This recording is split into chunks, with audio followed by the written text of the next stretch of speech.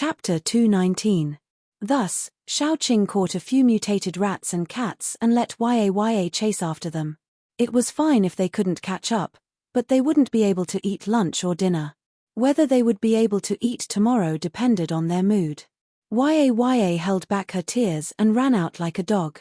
She would come back with a mutated rat in her mouth, and then she would come back with a mutated cat in her mouth. Those mutated animals would fight back. Yaya's face was scratched and she looked very pitiful. In the end, Little Bun felt sorry for Yaya and hugged Yaya tightly. Xiaoqing originally wanted to train a more qualified bodyguard to protect Little Bun, but he had no choice but to let Yaya go. Yaya looked at Xiaoqing with a bitter face the whole time. In the end, she lowered her only big ear and curled up in Little Bun's arms pitifully. At this point, it was necessary to talk about the recovery ability of different species. In the case of humans, after the apocalypse, even ordinary people's recovery ability was much higher than before the apocalypse. This was probably the adaptability of humans. Humans were constantly adapting to the environment, and their bodies evolved accordingly. Thus, after the apocalypse, most ordinary people's bodies were very good. At least, unless there were special circumstances, such as an infection after an injury, or a weak body due to an injury, very few people would fall sick. The recovery ability of a psychic was much higher than that of an ordinary person. For the same injury, an ordinary person would need 10 days to recover, while a psychic would only need 3 to 5 days. However, Xiaoqing and Dai only needed a day, or even a few hours. Not all zombies had terrifying recovery abilities like them. Because zombies were already dead, ordinary fatal injuries were no longer fatal to them. Many zombies had lost 4 limbs, half of their bodies, and even only had their heads left. They could still open their mouths and bite people. Only when their heads were smashed would they truly die. However, most of the zombies that lost a part of their body wouldn't grow it back. At most, they wouldn't be seriously injured, and they wouldn't be like humans, who lost too much blood and lost their ability to fight. That was all. A small portion of zombies had strong recovery abilities. They ate the flesh and blood of their own kind to replenish themselves. For example, there was a zombie that had a hole in its stomach. It ate its own kind and then the hole in its stomach grew back. There were also similar situations. Mutant animals were different from humans and zombies. They would bleed when they were injured, and their flesh did not contain toxins like zombies. They would slowly recover after being injured. Most mutant animals recovered faster than paranormals.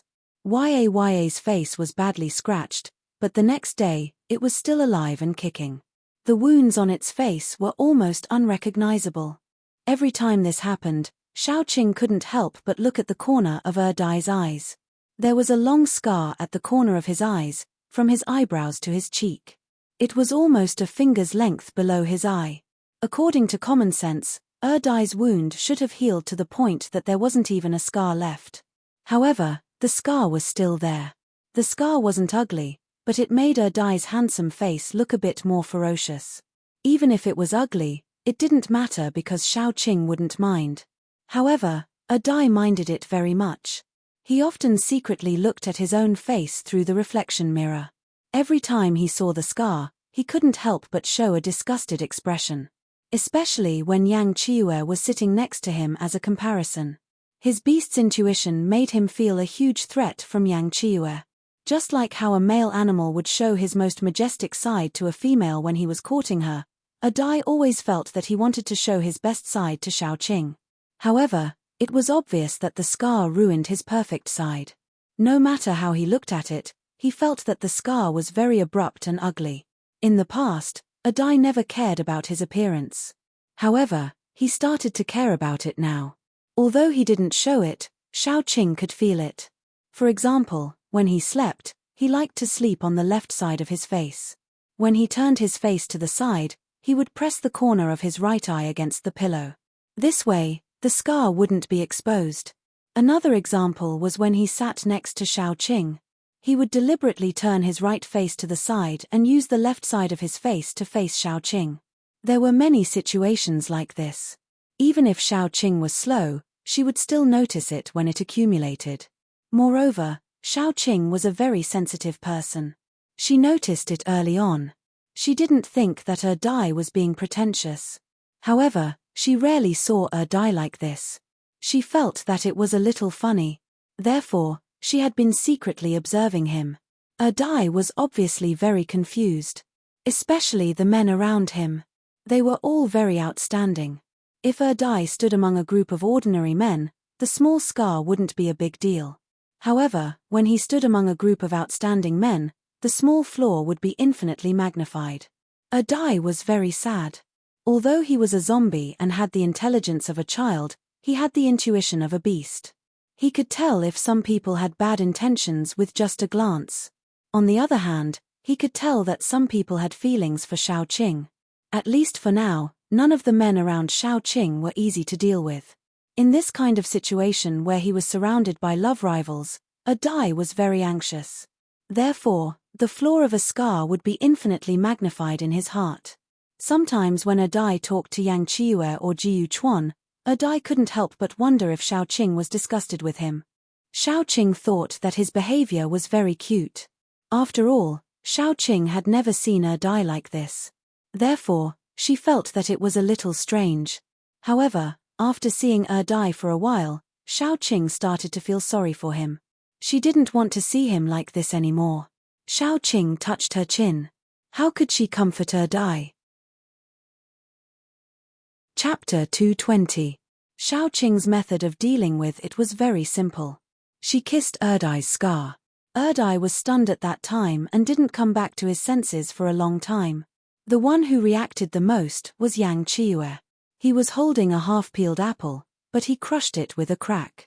The pulp and core fell to the ground, and even the fruit knife was twisted by him. The mole at the corner of Yang Qiue's eye became more and more colorful. He looked at Xiaoqing, feeling very wronged. Qing didn't even kiss him. In contrast, Dai came back to life on the spot. He nestled in Xiaoqing's arms and was very happy, which made Yang Qiue even more pitiful. He held the fruit knife that had become S-shaped and looked at Xiaoqing pitifully.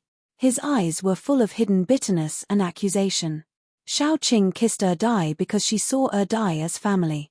Would you care about the propriety between men and women when you kissed your own brother? The second reason was to appease Dai. After all, Dai's depressed look was too pitiful. However, Yang Qiue was different. Yang Qiue had clearly said that he liked Xiaoqing. Yang Qiue was by Xiaoqing's side as a suitor. It was not appropriate to kiss Yang Qiue. So Xiaoqing looked straight ahead seriously and chose to ignore Yang Qiue's sad little eyes. Yang Qiue actually persisted the whole way, looking at Xiaoqing with the same gaze. On the way back, they passed by Linchuan survivor base, but Yang Qiue didn't want to go back and take a look. Qiao Mo was too shrewd. He couldn't handle it. So they took a detour. However, they still had to find a survivor base to rest and reorganize. Xiaoqing spread out the map. This map was bought in the capital, and it showed most of the survivor bases in the country. As long as it was a proper survivor base of a certain scale, almost all of them could be found on the map. Small bases made up of bandits and robbers would not appear on the map. Of course, some of the more famous bandit lairs would be marked red to remind people to avoid these places to avoid getting hurt. What Xiaoqing needed to do was to find a well-reputed survivor base and rest there. Staying in the wild for a long time without fresh fruits, vegetables, and other supplies, eating wild animals like barbecued meat all the time would be unbalanced. After all, it was a long way back. Xiaoqing stored some vegetables and fruits, but her space couldn't keep them fresh, and the quantity was limited. It was definitely not enough for them to get back to S-City. Therefore, it was necessary to find a survivor base to rest and reorganize. Choosing a survivor base was also very important. First, they had to choose a survivor base with a good reputation. Secondly, if the survivor base was too far away from their route, it would be a waste of time. A small survivor base was not suitable for Xiaoqing and the others, because a small survivor base meant that they would have less supplies and less things to exchange. Xiaoqing was a very picky person when it came to living. She was used to giving good things to the people around her. Even in the apocalypse, she had to at least pick out all the things she needed. After looking at the map, Xiaoqing confirmed 2 or 3 targets, and then carefully selected them. She could make a decision on the way back. But the fact was that changes were beyond human control. Xiaoqing originally decided to go to a medium-sized survivor base. This survivor base had a good reputation, and the size was just right. It was very suitable for replenishing supplies. As soon as she made the decision, something happened. The situation was like this. Xiaoqing had distributed the fruits equally to everyone at noon, and the store was already empty. When she got into the car, she was still considering whether to speed up and go to the base first. Then, as the car was driving, a group of people appeared in front of them. Chapter 221. The specific situation was that there were a few young men and women in tattered clothes. They looked quite delicate, and behind them was a group of people dressed like dogs. The people at the front were leading dogs. The dogs were mutated and had long fangs. There was even saliva dripping from the fangs. Their gazes were very fierce. Among the young men and women, there was a young girl who looked to be about 15 or 16 years old. She seemed to have accidentally fallen down due to exhaustion. The other 2 girls were unwilling to leave her behind. They reached out to help her, but the people behind them let go. The ferocious-looking dogs pounced on them. Their actions were not an insult to their appearance. They were also very fierce. They bit the leg of one of the girls. The boys were also very loyal. They could have run away, but they turned around and helped the girl drive the dogs away. With this delay, the group of people was surrounded. Originally, Xiaoqing would not care about this kind of thing. He could not even protect himself in the apocalypse. How could he spare the energy to care about other people's business? However, what happened next deeply pierced Xiaoqing's bottom line. The group of people holding the dogs came up and held down the young men and women. They kicked and beat them while cursing, "A group of bitches, run again, not a single one of you, but you have the guts to refuse a toast only to be forced to drink a forfeit. Run again."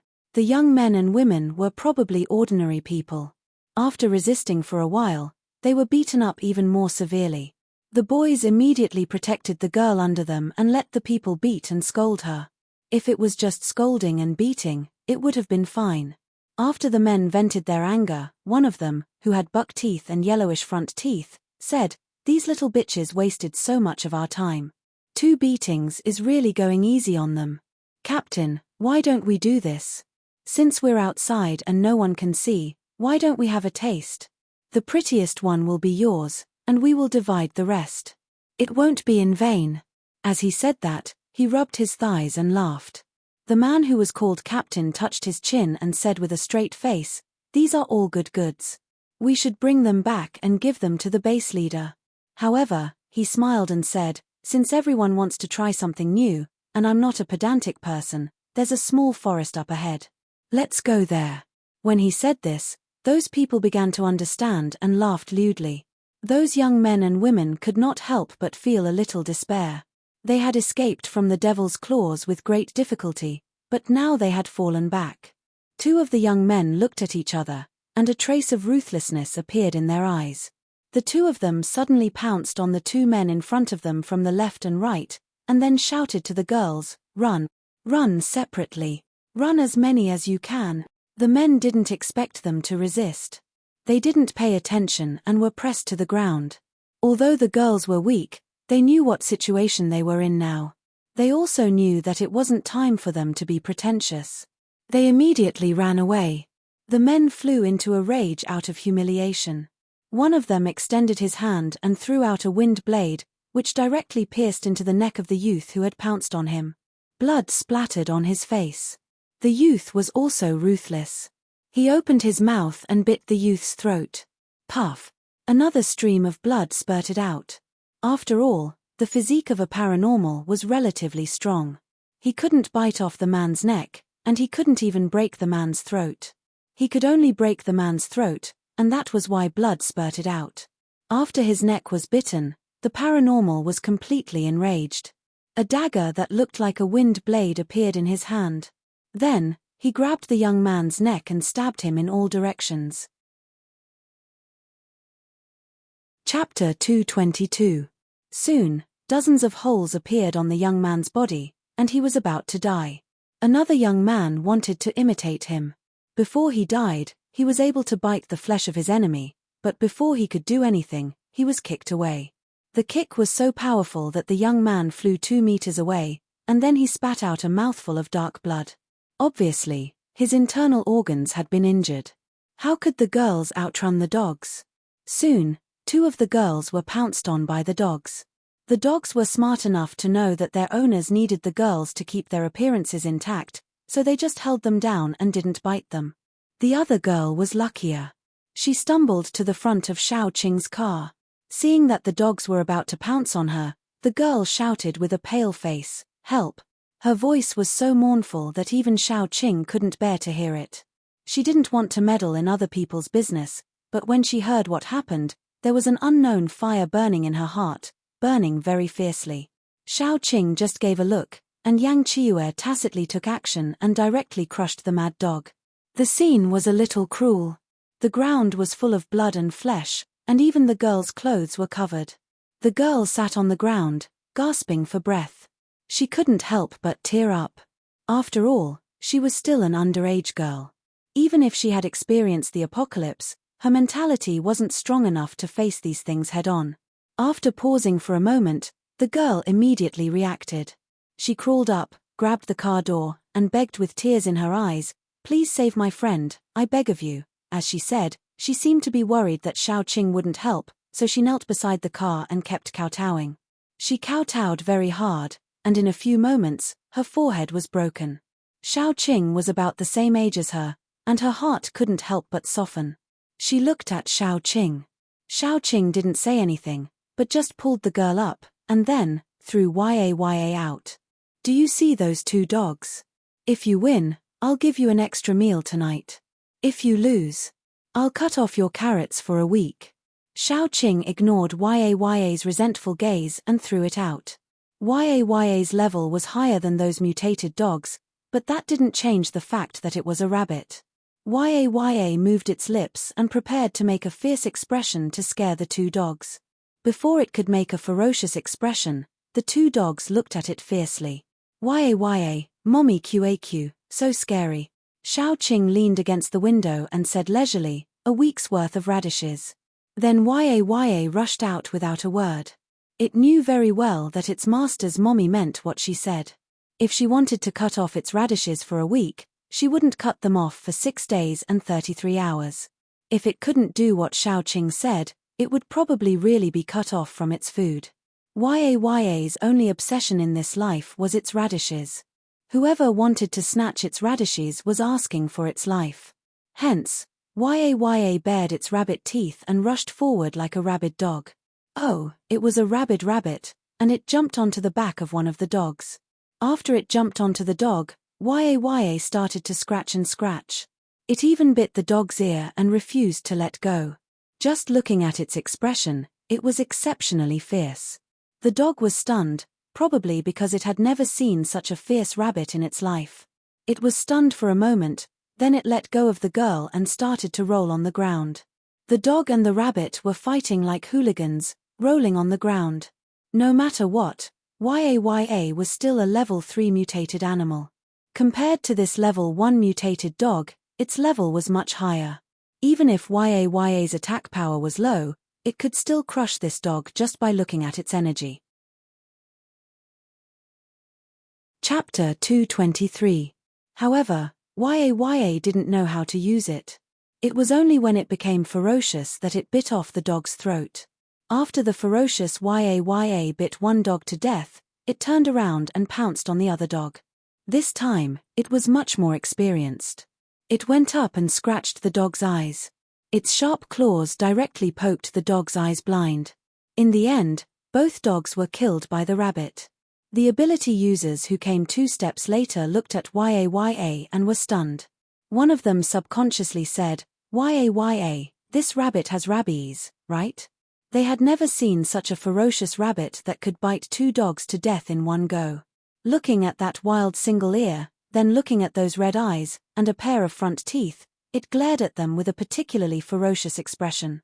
It was as if it would pounce on them and bite them as soon as someone gave the order. Xiaoqing was very satisfied. If it couldn't even handle 2 level 1 mutated dogs, then needless to say, it would be better to roast it and eat it. Fortunately, Ya's performance was not bad. She stuck her head out and shouted, "Ya, come back." Ya immediately ran back and burrowed its head into Little Bun's arms. Then, Xiaoqing grabbed its only ear and lifted it up. It had just bitten a dog, so how could it burrow into Little Bun's arms? No matter what, it had to brush its teeth first. Ya was a little dumbfounded. Then, Little Bun took it over to brush its teeth. Recently, Little Bun had been very fond of brushing Ya's teeth. Every time it brushed its 2 big teeth, it would be especially bright. This time was no exception. Just as Little Bun was brushing Ya's teeth, those people walked over. After they recovered from their shock, only anger was left. The buck-toothed man said angrily, "What are you doing? What are you doing? You didn't take good care of your rabbit and let it out to bite people. He bit our dogs to death. Are you deliberately provoking us?" Xiaoqing stroked Ya's rabbit ear and said lazily, "Which eye of yours saw our rabbit go out to bite people? You can eat whatever you want, but you can't say whatever you want. Something seems to be wrong." Buckteeth was furious. It had always been them acting shamelessly in front of others, and this was the first time they had met someone who dared to act shamelessly in front of them. Buckteeth was so angry that he laughed. He pointed at the rabbit in Little Bun's arms. "Do you think we're blind? Or do you think we're easy to bully? I'm telling you, this isn't over." The captain glanced at the young man protected by Xiao Tong, reached out to stop Buckteeth, and said, "Do you know what kind of people die the fastest? Busybody." He finally understood that Xiaoqing was prepared to protect these people and oppose them. Her attitude was very clear. She wanted to save these young men and women. Xiaoqing was still lazy. She tilted her head slightly and said with a smile, "There's another kind of people who die faster, and that's people with cheap mouths. There's a saying that trouble comes from the mouth, do you know? You motherfucker." Buckteeth was halfway through his swearing when a bright red handprint appeared on his face. He was hit and spun in a circle, but no one saw how Xiaoqing did it. "Even though I don't know who my mother is, the last thing I want to hear is someone scold me." Xiaoqing pushed open the car door, flipped her hair, and stood next to the girl. "If you have the ability, you can say that again." I said, "Fuck you." Before he could say the last word, another red handprint appeared on the other side of Buckteeth's face, so he spun in a counterclockwise circle. If the first slap could be said to be because they were caught off guard, then they were unable to see it clearly. However, this time around, no one was able to clearly see how Xiaoqing did it. Buckteeth's face was swollen in an instant, and his head buzzed like a swarm of bees. The captain's face immediately turned ugly. He said with a gloomy face, "Your Excellency is not giving face to our survival base. First, face isn't given by others, it's earned by oneself. Second, what Shulin? I've never heard of it. Why should I give you face?" Xiaoqing said with a chuckle. Her gaze was very cold. It was the kind of bone-chilling coldness. Xiaoqing saw everything, including what they wanted to do to the girls, including the heavy blows they had dealt to the 2 young men. Obviously, it wasn't the first time they had done something like this. This kind of people, no, this kind of scum, living was a waste of air. It was better to send them to worship God. Xiaoqing already had the intention to kill, but Yang Qiyu wanted to kill even more. Buckteeth was not convinced. He still wanted to say something, but his head suddenly spun in a circle on his neck, and then fell to the ground like a ripe fruit. Yang Qiyu leaned on Xiaoqing with a frightened expression, and then said, "Oh, I didn't use much strength." How could he? So scary. "Ah Qing, I'm scared." Xiaoqing felt goosebumps all over her body when she heard that last syllable. She really wanted to stuff Yang Qiyu back into the car. The paranormals couldn't bear it any longer, especially when they saw the headless corpse suddenly spurt out a large amount of blood like a fountain, sprinkling all over the ground. Then, the corpse fell down with a loud bang.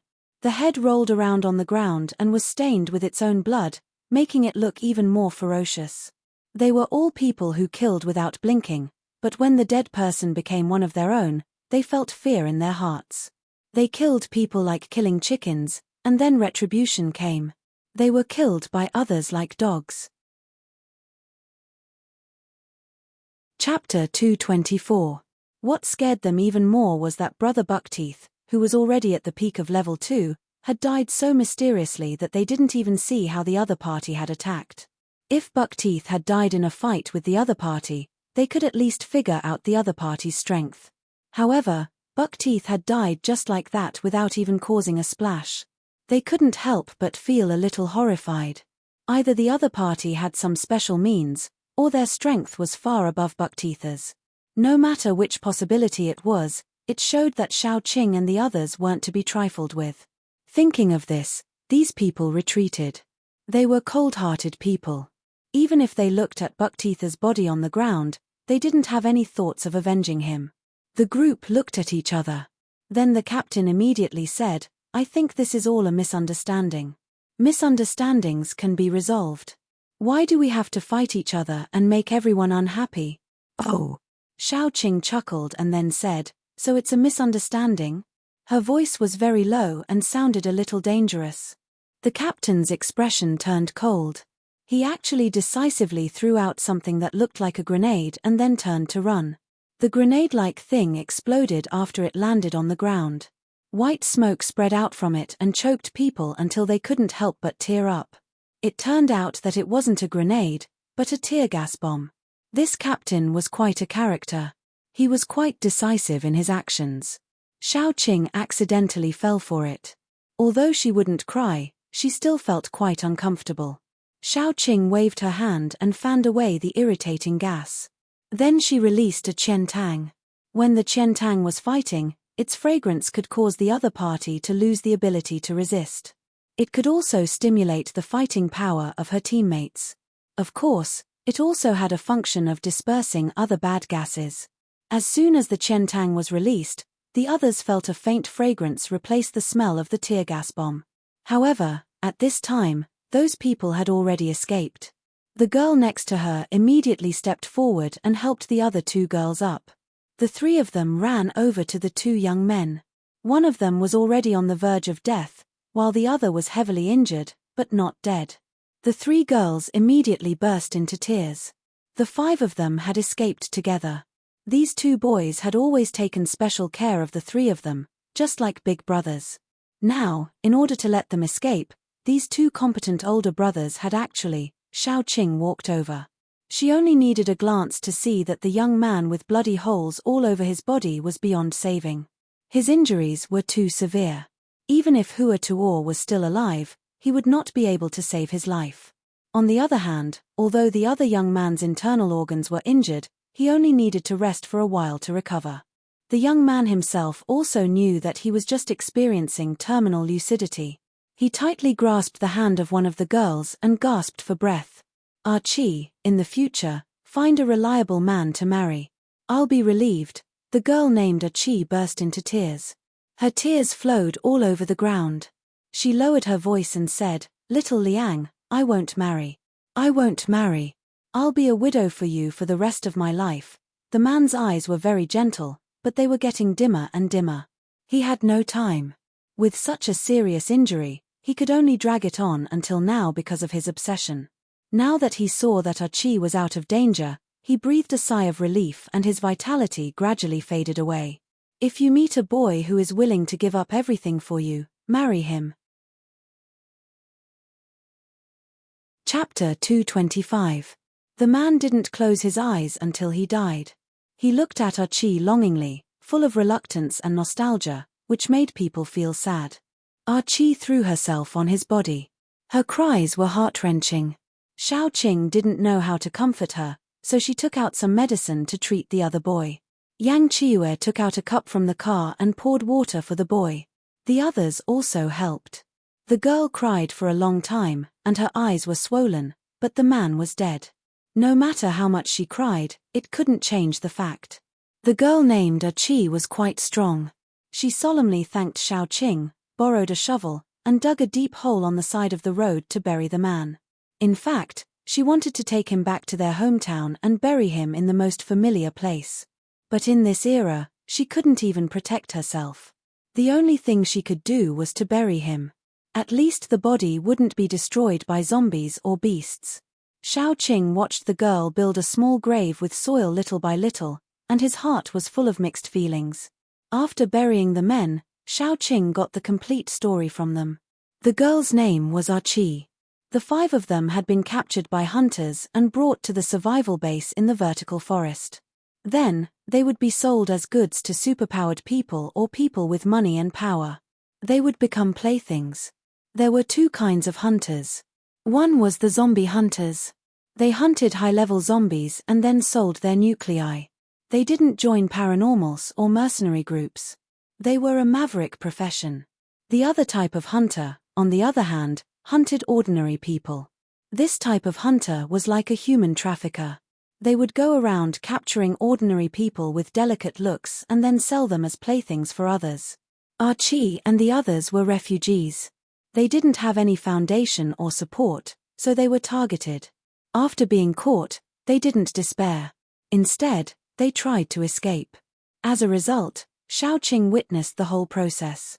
The vertical forest survival base wasn't large, but it wasn't small either. What was more coincidental was that the vertical forest survival base was near the one selected by Xiaoqing. The leader of the vertical forest survival base used to be a rapist. After the apocalypse, the whole country's system collapsed. Naturally, no one pursued the criminal. He just awakened his superpower, so he gathered a group of paranormals who were in prison with him at that time and later awakened their superpowers and established the vertical forest survival base. On the surface, the vertical forest survival base wasn't large, but it was a very formal survival base. In fact, it had been doing some black-hearted activities, such as human trafficking. After catching ordinary people with delicate looks, they would train the most outstanding ones and then sell them to high-level paranormals or dignitaries at a high price. Generally, they would sell the ordinary people or use them in the base. The base had always been doing this kind of business. Because the higher-ups of the base were all criminals, they didn't have any moral values. On the contrary, because of the apocalypse, they became more and more rampant. However, the leader of the base was very good at dealing with people. He sent resources or beauties to the higher-ups of the nearby bases. No matter when, the fact that people were soft-spoken and soft-spoken would never change. Therefore, the vertical forest survival base was still safe and sound. Therefore, a lot of people were victims. Not only girls, but boys who were more outstanding would also end up in the same situation. After all, there were always some people who liked to try new things. There were also some people who were interested in boys. There were also some female paranormals who had such needs. Chapter 226. Jiyu Panpan and the others gritted their teeth. They did not expect that in the apocalypse, there were still survivor bases that openly sold human beings. How many poor people were victims? We should have killed them directly. That would have relieved my hatred. Jiyu Panpan pouted and said, I was careless and let them escape. What a pity. Then we will go to the forest. Xiaoqing said decisively. Anyway, they had to choose a survivor base and then stop to rest. They could go to the vertical forest to see the situation. Anyway, the few places Xiaoqing had chosen were all near the vertical forest. If they could not solve the problem of the forest, they could go to other survivor bases to replenish their supplies. After making the decision, Xiaoqing said to the girls, from here to the north, there are a few survivor bases with good reputations. Your companions are injured, so you can go there to settle down. Her meaning was very clear. Although she saved these people, she didn't intend to bring them along with her. These people understood this very well, so they made a prompt decision and said, we have no way to repay you for saving our lives. If there's an opportunity in the future, we hope that we'll be able to help you. But please be careful, the base chief of Liline is already at rank 4. Xiaoqing did not say much. She just gave them a few crystals. At least it was enough for them to maintain their lives in the new base until their lives were on the right track. This was the only thing Xiaoqing could do to help them. Xiaoqing wasn't a saint who would help everyone, but sometimes, It wasn't a bad thing to help others as long as it was within her power. At least, she could feel at ease. Everyone was struggling to survive in the apocalypse, so there was no need to be so cruel. After watching them leave, Xiaoqing decisively ordered the driver to go to the forest. Such a dirty place really aroused Xiaoqing's curiosity. She wanted to see and destroy it. If she could do it. How to say it, it was everyone's responsibility to clean up the trash. The vertical forest was not far from where they were. Before the sun had even set in the afternoon, Xiaoqing and the others had already reached the vertical forest. Normally, very few people would come to Shaline's survivor base. Firstly, it was located in a remote area. Secondly, the local survivors knew a thing or two about this base. Naturally, they wouldn't go to the thieves' den. In contrast, the inspection in the forest was relatively simple.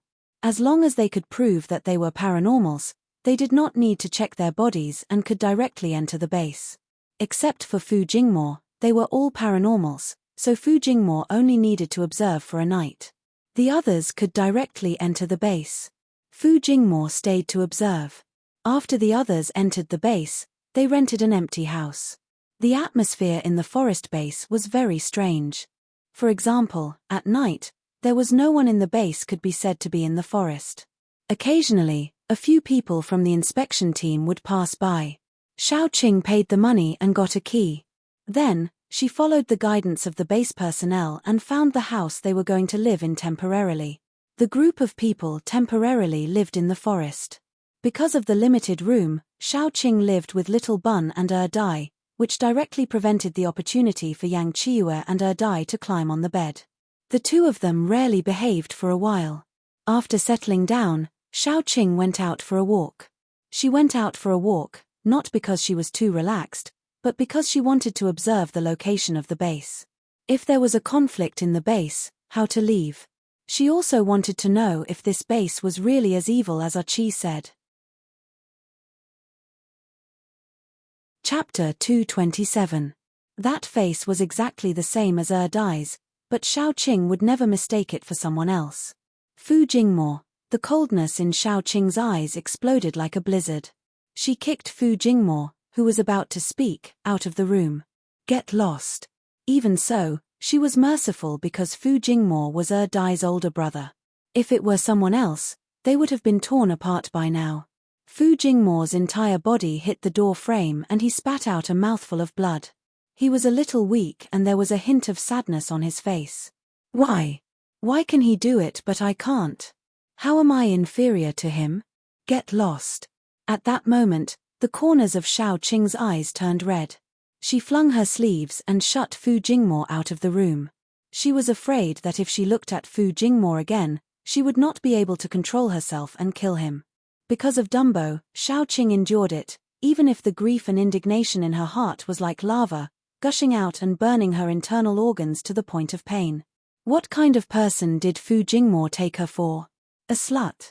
Or a prostitute? Xiaoqing's emotions were fluctuating so violently that the objects near her had cracks all over them due to the force released from her body. Even the door was the same. Fu Jingmo sat outside the door expressionlessly.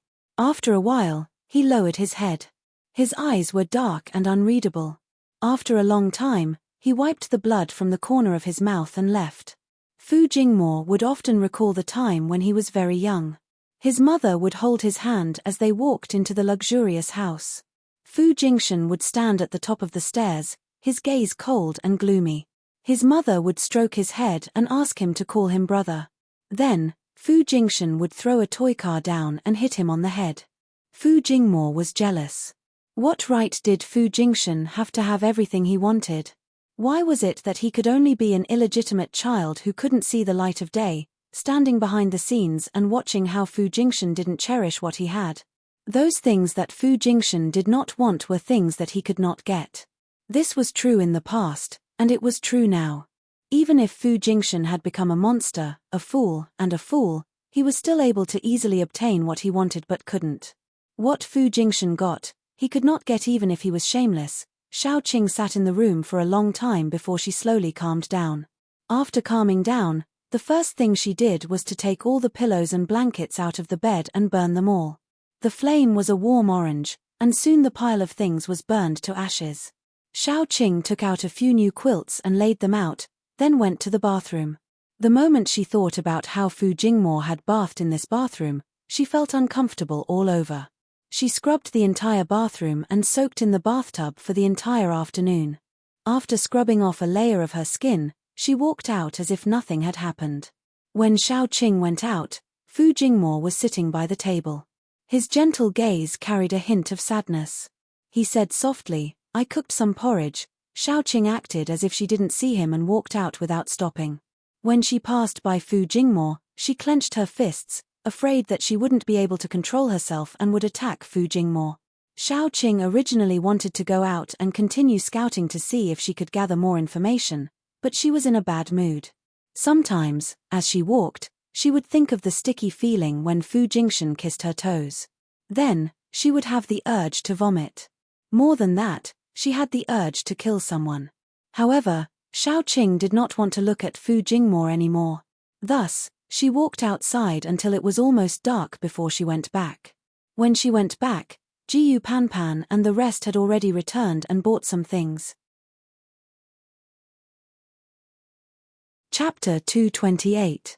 She leaned against the railing and said, "After I find the evidence, I'll organize this matter and report it to the capital. Then, I'll send Fu Jingmo away. We'll talk about it again when Dai remembers." Although Yang Qiyu didn't know what had happened, he was very supportive of sending Fu Jingmo away. It would be best if he was the only man left by Xiaoqing's side. "I think that's fine.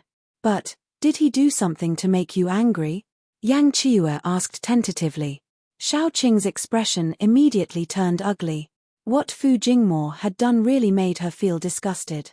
Looking at Xiaoqing's expression, Yang Qiyu guessed a lot. He was a smart person and was very familiar with Xiaoqing. Putting the two together, he could more or less guess what had happened. Yang Qiyue's gaze turned cold as he said, "Did he come to look for you when we weren't around today?"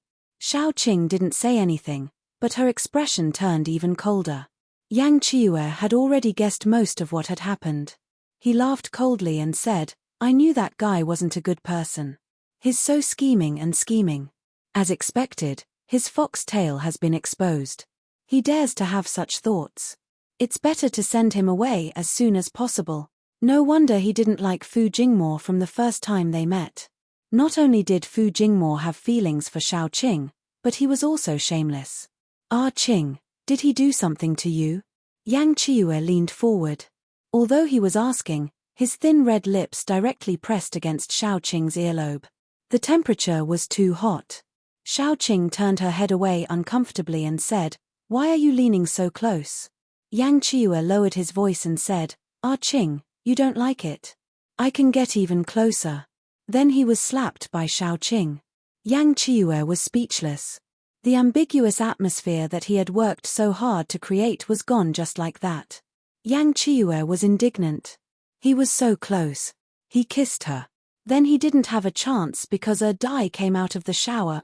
As long as Dai was around, Yang Qiyu could forget about getting close to Xiaoqing, let alone doing anything to Xiaoqing. Yang Qiyu had considered it many times. Dai was his biggest competitor.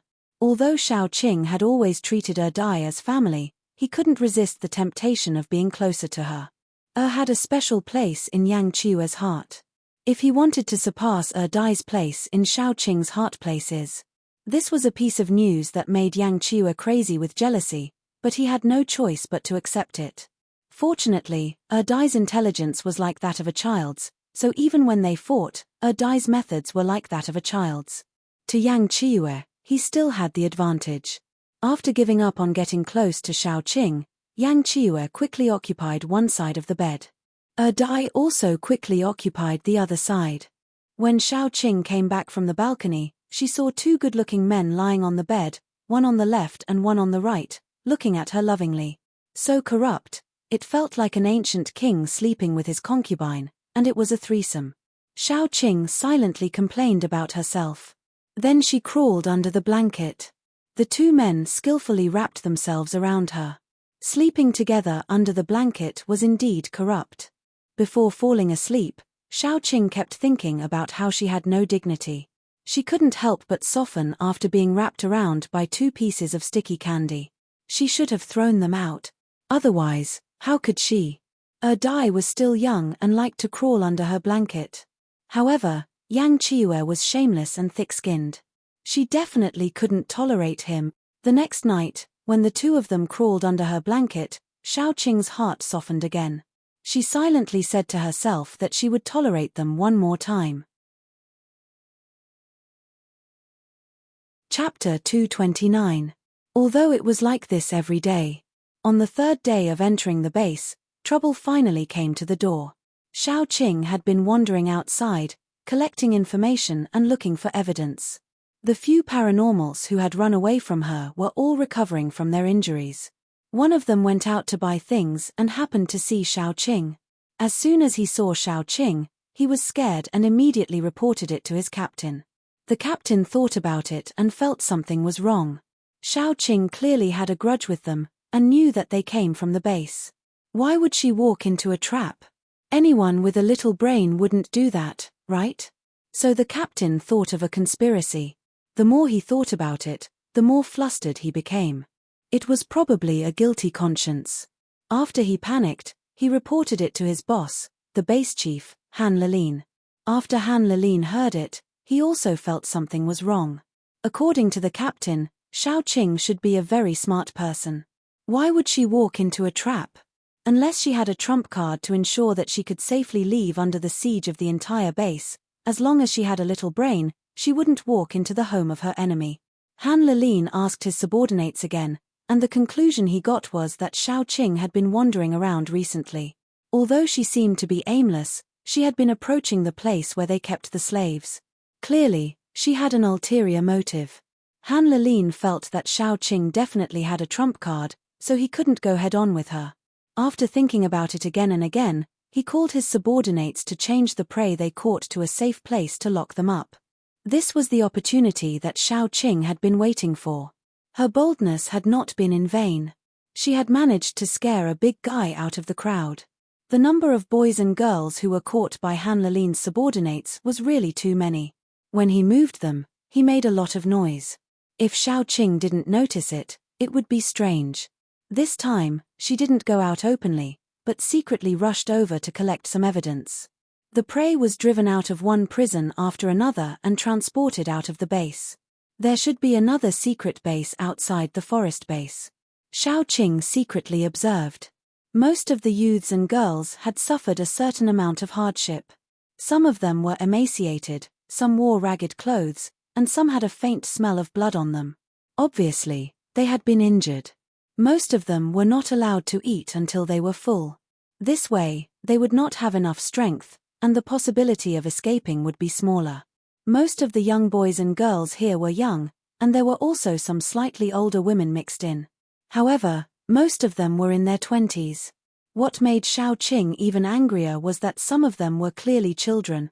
The youngest one looked to be around 11 or 12 years old. There were also some who were around 14 or 15 years old. The oldest was no more than 16 years old. These people were also crazy. They didn't even let children go. Xiaoqing quietly followed them. She saw that they sent the people to another secret base. This base was hidden in the mountains. It was probably one of Han Lilin's 3 burrows. Xiaoqing waited at the door for a long time. After a while, those guards came out one after another. They even carried out a few gunny sacks. In the past, Xiaoqing had seen that every afternoon, there would be guards carrying out a few gunny sacks. It was only today that Xiaoqing knew what was inside. It was all corpses. Because when one of the guards was carrying the gunny sack, he accidentally let go of his hand. From the gunny sack, a snow-white arm with bruises and a face fixed on pain and despair was revealed. It looked to be a 17 or 18-year-old little girl. The parts that were revealed were all injuries. At that moment, Xiaoqing almost couldn't resist the urge to attack. How evil and inhumane was this to do such a thing? Xiaoqing followed the guards all the way to a forest. There was a big pit in the forest, and flies were flying around the pit. The guards came to the side of the pit, opened the sack, and threw out the corpses inside. Then, they couldn't stand the strong stench, covered their noses, and ran away. After they all left, Xiaoqing walked over. The pit was full of corpses. Some of them had already rotted to the point where only the bones were left. Some of them were still fresh. The same thing was that all the corpses had flies flying above them. These flies landed on the flesh and ate greedily. There were also maggots constantly wriggling on the rotting corpses. Those whose faces could still be seen were all young boys and girls. Without exception, they were all covered with scars. At a glance, it was obvious that they were tortured to death. Xiaoqing's accumulated anger had reached its peak. She knew that people's hearts were sinister. In this post-apocalyptic world, morality and law couldn't restrain some people. They would do some excessive things. However, Xiaoqing didn't think that this excessive thing would be so cruel. Looking at those dead boys and girls, they were already piled up at the bottom of the pit. Moreover, there were more boys and girls being sold as goods. It was unknown whether they were dead or alive. This group of scoundrels, beasts, even if they lived in the 18 levels of purgatory, it wouldn't be enough to redeem their sins. Xiaoqing really wanted to bury them, but she also knew that now wasn't the time to act rashly. If because of this, they would alert the enemy and cause all their efforts to be in vain, then the gains wouldn't make up for the losses. She gritted her teeth and took pictures of the miserable scene in the pit. In the post-apocalyptic world, there was no signal on the phone. It was definitely impossible to make a call. However, basic functions like taking pictures were still usable. She took a few pictures before preparing to leave the place and go back the way she came. Han Lilin must have obtained a lot of benefits from selling human beings. If she could find his account book, then she could find all the culprit. However, the difficulty of this wasn't ordinary. Especially for Xiaoqing, it was very difficult for her to find such confidential information from Han Lilin. Just as Xiaoqing was about to leave, a pale hand stretched out from the pit. Chapter 230. If an ordinary person saw this scene, they would probably be scared out of their wits. However, Xiaoqing was very calm. She stopped and turned around to see a pale and bloodless hand grabbing the edge of the crater. Blue veins popped out, and after a while, a head stretched out. It was a young boy, at most 17 or 18 years old. His forehead and the tip of his nose were covered in fine beads of sweat, mixed with mud and blood. He was in a very sorry state. His upper body was hanging out of the pit, gasping for breath. He wanted to save some strength and climb out. But in front of him, a pair of white sneakers appeared. The boy was shocked. He risked his life to escape from hell. Was he going to enter the wolf's den again? The boy looked up and saw Xiaoqing's cold eyes. He was relieved. At least he didn't see Xiaoqing in the forest base. "Miss, can you do me a favor and send me to the Kyoto survivor base?" The boy said embarrassedly. I can't give you a good reward. You escaped from the vertical forest. I'll ask you a few questions. If you answer honestly, I'll send you to the Kyoto survivor base." Xiaoqing didn't care about the boy's dirty body. She pulled him out of the pit. This place was too dangerous for communication. Xiaoqing took the boy deep into the forest where they wouldn't be easily found. Then she put the boy on the ground. "How much do you know about the dirty trade in the forest base?" The boy hesitated for a moment. Finally, he gritted his teeth and said to Xiaoqing, "I came from the south. I have relatives in the Kyoto survivor base. I was going to seek shelter with them, but I was caught by the hunters in the forest on my way here. I don't know much about the others. There were about 50 victims who were locked up with me. They were all in their teens or 20s. Not long ago, 20 girls were taken away. I don't know if they are alive or dead. This time, I planned to escape for a long time. Today, someone wanted to rape a young girl. I took the opportunity to stop them, and sure enough, I was beaten. Originally, I was going to pretend to be dead, but they suddenly got some news and wanted to take everyone away. In the chaos, I got into the sack and pretended to be a corpse." The boy carefully thought about it and told her everything he knew. With his own strength, it would be difficult to safely reach the Kyoto survivor base and find help to save those poor people. If Xiaoqing had bad intentions, then he could only blame himself for being blind.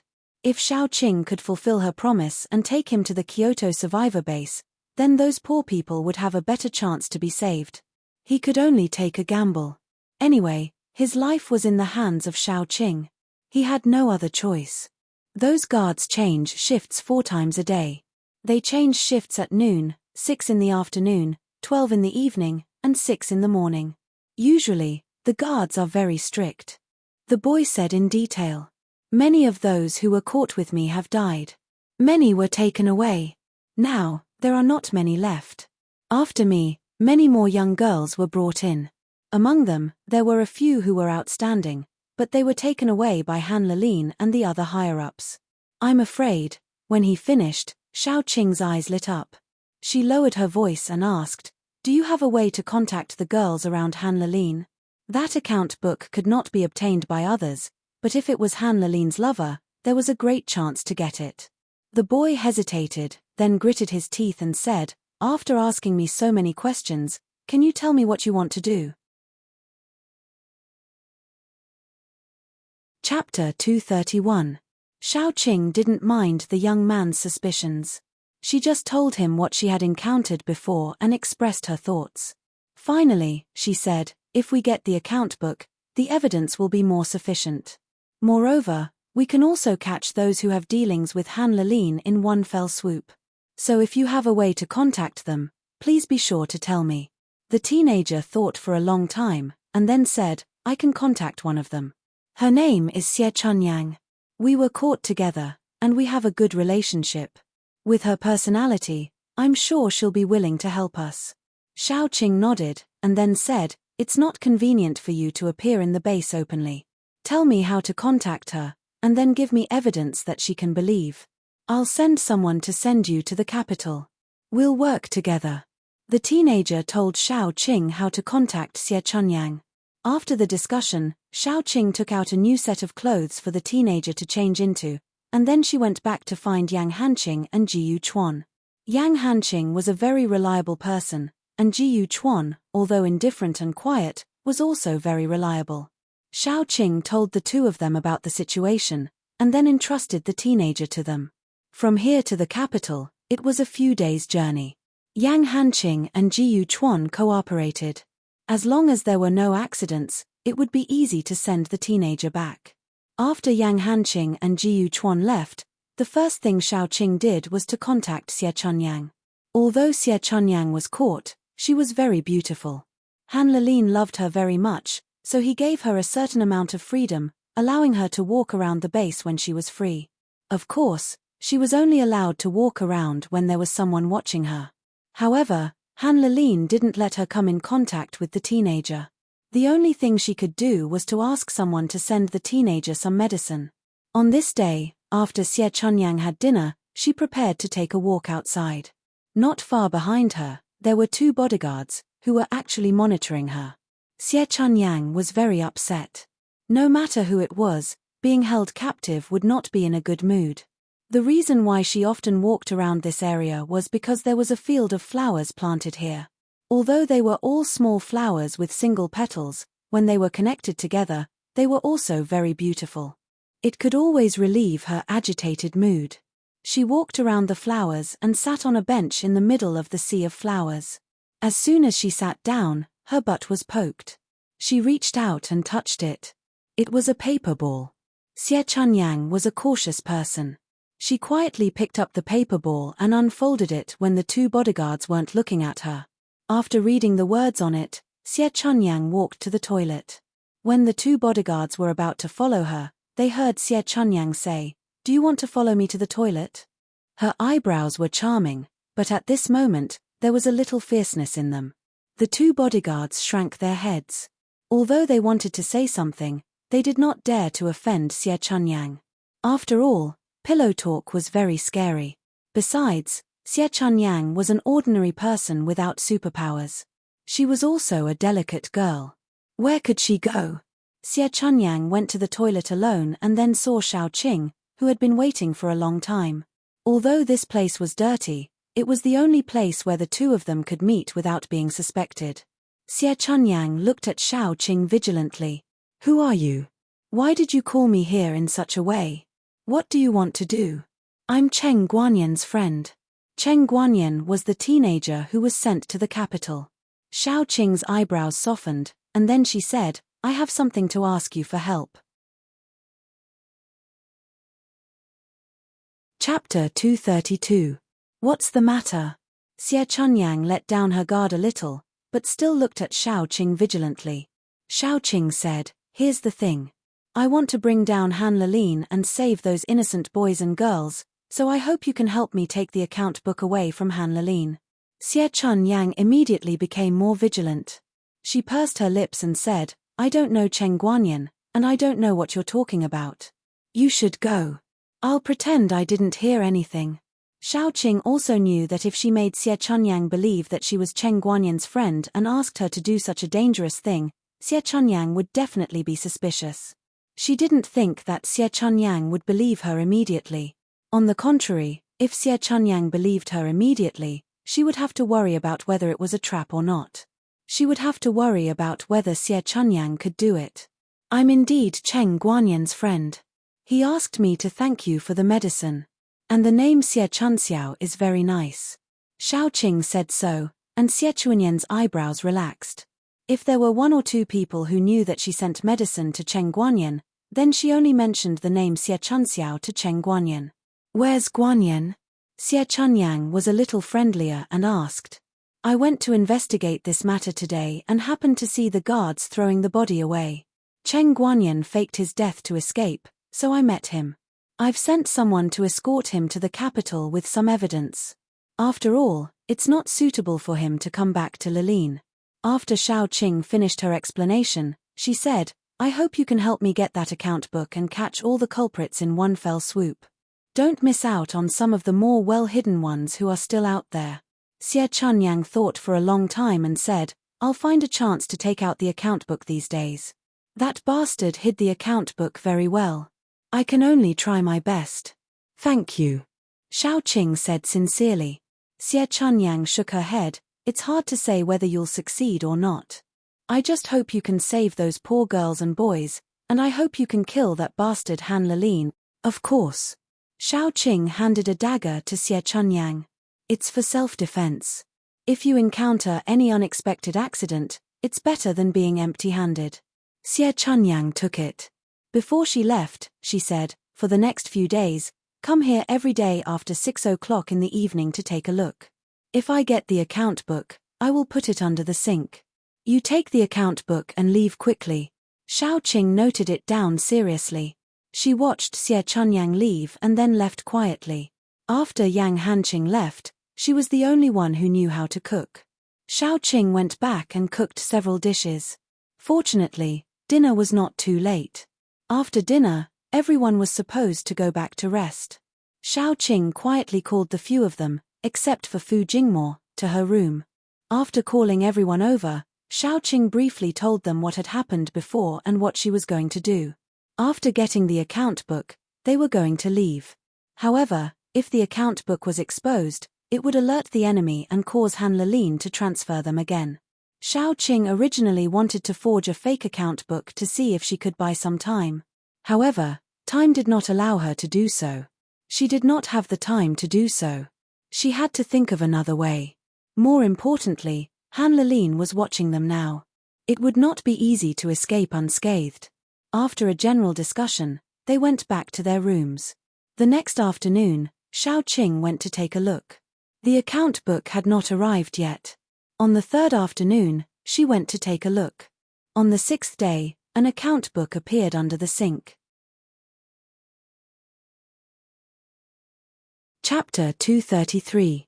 Xiao Qing hurriedly took the account book and prepared to let her die and the others leave first. As for her, she couldn't leave. She had to take Xie Chunyang with her. Otherwise, Xie Chunyang would be the first to suffer if the account book was exposed. Xie Chunyang had risked her life to help them. How could Xiao Qing leave Xie Chunyang behind? Yang Qiue and the others were very clear about Xiao Qing's ability. They knew that if they stayed, they would only be a burden. Therefore, they left without any objections. As soon as they left, the people sent to keep an eye on them immediately sent the news back. Han Lilin first heaved a sigh of relief because Xiaoqing and the others were like a gun pointed at his heart. They didn't move away or shoot, which made him even more flustered. Now that Xiaoqing and the others left, he immediately felt relieved. However, soon, Han Lilin's face changed. There were two possibilities for Xiaoqing and the others to leave. The first possibility was that they had spent too much time and didn't find anything. Therefore, they didn't want to waste any more time and left.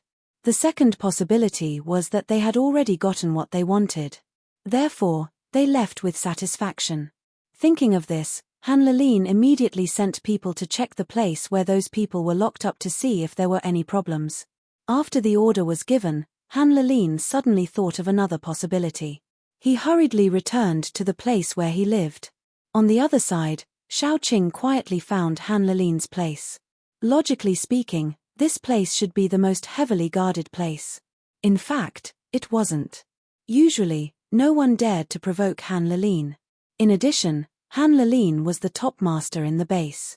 Most of the masters in the base had been transferred to guard the goods.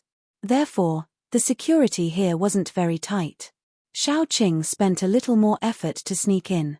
When Xiaoqing arrived, Xie Chunyang was reading a book. Her eyebrows were picturesque. No matter how you looked at her, she was a natural beauty. Unfortunately, since ancient times, beautiful women were often unlucky. She was born at the wrong time. Xiaoqing climbed into the room. She didn't have time to talk to Xie Chunyang. She just said, "Hurry up and leave with me. Han Lilin will soon know that the account book is missing." Xie Chunyang didn't want to leave. She put down the book and leaned her soft waist against the chair. Her eyes were full of tenderness. "I thank you for your kindness. But you can't leave with me. Let's go." Xiaoqing didn't say anything. She just stretched out a hand. And frowned. Xie Chunyang covered her face and laughed. Then she said, "I originally had a husband and a son. Now that my husband is dead, my son is also dead. I'm only alive for one breath. In fact, I want to see Han Lilin die with my own eyes. Unfortunately, I can't do it. You go and send the evidence away." Xiaoqing still wanted to say something, but the sound of footsteps suddenly sounded. It was getting closer and closer. She quickly hid herself. The hiding position was very clever. It was under the eaves. She clung to the top of the pillar. If someone didn't deliberately look up, they would never find her. Han Lilin came back in a hurry. He didn't even care about Xie Chunyang. He went to the place where he hid the account book. He opened the place where he hid the account book. He was shocked. The account book was gone. She knew where he hid the account book and could take it out to others. He didn't even need to guess. Only Xie Chunyang. Han Lilin's eyes were red. He grabbed Xie Chunyang's collar. He gritted his teeth and asked her, "Where's the thing? Who did you give it to?" Xie Chunyang didn't speak. She just smiled. The gentleness in her eyes was overflowing, but there was no warmth. Han Lilin wanted to strangle her at that time. He really liked Xie Chunyang. He liked her so much that he was willing to indulge her temper. He was willing to use a lot of things to please her. Before Doomsday, Han Lilin was a prisoner. He had two crimes. One was rape, and the other was murder. The person he killed was not someone else, but his wife. From this, it could be seen how crazy a person he was. However, ever since Han Lilin took Xie Chunyang by force, he was not willing to speak loudly to her. But Xie Chunyang betrayed him. This was a heavy blow to him. "Xie Chunyang, don't think that I don't want to kill you." Han Lilin gnashed his teeth. Xie Chunyang's face was calm. Looking carefully, her heart was dead. The person she loved most was dead. Her husband and child were dead. There was no hope for her life. What was the difference between being alive and being dead? "If you want to kill me, do it." Han Lilin hated Xie Chunyang's calmness. He grabbed Xie Chunyang's neck and hardened his heart. In just a few seconds, Xie Chunyang's face had turned purple from his pinch. Xiaoqing couldn't take it anymore. She flipped into the room and kicked Han Lilin's shoulder with force. She was going to kick the back of Han Lilin's head. But when Han Lilin heard the sound of something breaking behind his head, he subconsciously tilted his head. As a result, the kick landed on his shoulder. It had to be said that intuition saved him. Xiaoqing's kick could definitely break his head. Han Lilin's shoulder made a cracking sound. It was like the sound of bones breaking. He loosened his grip and let go of Xie Chunyang. After one attack failed, Xiaoqing turned around and kicked again. This time, she kicked Han Lilin's back. He flew out like a dog eating feces. His chin hit the ground first. Xie Chunyang sat on the ground. She covered her chest and coughed. After a while, she said, "I told you to leave. Why did you come back?" Xiaoqing pulled her up and was about to take her away. Han Lilin stood up from the corner. He said with a ferocious face, "Don't even think about leaving." Before Han Lilin pounced, he first sounded the alarm. The ear-piercing alarm immediately rang throughout the base. Xiaoqing's eyes were cold. She was afraid that someone would come to support him soon. She had to end this quickly. Chapter 234. Although Han Lilin was caught off guard at the beginning, that was because he was not prepared. Han Lilin himself was quite strong. He gathered a group of prisoners and built a survivor base. The higher-ups in the base had no sense of morality, so robbing other people's crystal stones and digging up the crystal nuclei of their own kind was easy for them. With all kinds of despicable means, Han Lilin was now a level 4 paranormal. Although he was a level 4 paranormal and had a weak foundation, his means were vicious. In terms of fighting power, he was not inferior to other level 4 paranormal at all. Even though Xiaoqing's level was higher than his, it was still impossible for her to kill Han Lilin in a short period of time. As she fought with Han Lilin, she observed how she could escape. Of course, the key was to bring Xie Chunyang with her. There were faint footsteps outside. She was afraid that people who had heard the alarm came to help Han Lilin. If she kept fighting like this, Xiaoqing would be the one left. In terms of fighting power, Xiaoqing was very strong, but 2 fists could not fight against 4 hands, let alone hundreds of hands. Xie Chunyang saw the situation clearly. She knew that with Xiaoqing's character, she would never leave easily without saving her. She was a person who was determined to die. How could she be willing to implicate Xiaoqing? Xie Chunyang smiled and suddenly said, "Although I don't know your name, I still have to thank you for this matter. After you leave, when you see him, please help me tell him that if he meets my sister, please take care of her." Hearing Xie Chunyang's words, Xiaoqing felt like her last words. She slapped Han Lilin away and was ready to take Xie Chunyang away by force. Xie Chunyang had already taken out the dagger Xiaoqing gave her and cut her throat without any hesitation. She was a weak woman. Before the doomsday, she was doted on by her family and husband. After the doomsday, she lost everything overnight. This weak woman had to be strong. Today was the bravest thing she had ever done in her life. The hot blood spurted out from the wound and splashed on Xiaoqing's chest and clothes. Xiaoqing's eyes darkened. Xie Chunyang chose to end her life in order not to make things difficult for her. Because Xie Chunyang knew that if she took her along, even Xiaoqing might not be able to escape. Xiaoqing was a sentimental person. She would never leave her alone to escape. Xiaoqing clenched her teeth. She wanted to kill Han Lilin before leaving, but it was too late. A series of footsteps came from outside. She waved her hand, and a spatial rift appeared. Xiaoqing flashed and entered. When she came out, she was already in the small garden where she met Xie Chunyang. Xiaoqing's control of the spatial power was still not good. So far, her spatial rift could only travel a distance of 100 meters. Moreover, she could not bring anyone with her. If she brought someone with her, she was afraid that if she brought someone with her, there would only be a pile of minced meat left when she came out. After leaving, Xiaoqing did not immediately go to meet up with Adai and the others. Instead, she found a place with wind and planted the autumn flowers. The fragrance was carried by the wind. Soon, the whole survivor base would be filled with the fragrance. After doing all this, she left the base and met up with Adai and the others. The rendezvous point was in the woods outside the base. Dummy and the others were pacing back and forth impatiently. Only when Xiaoqing arrived did they breathe a sigh of relief. They all knew what Xiaoqing was going to do. However, when they saw Xiaoqing's expression and saw that she came back alone, they knew that Xiaoqing did not succeed. They did not know how to comfort her, but they also knew that Xiaoqing did not need to be comforted.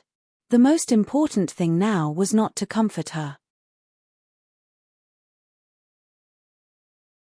Chapter 235.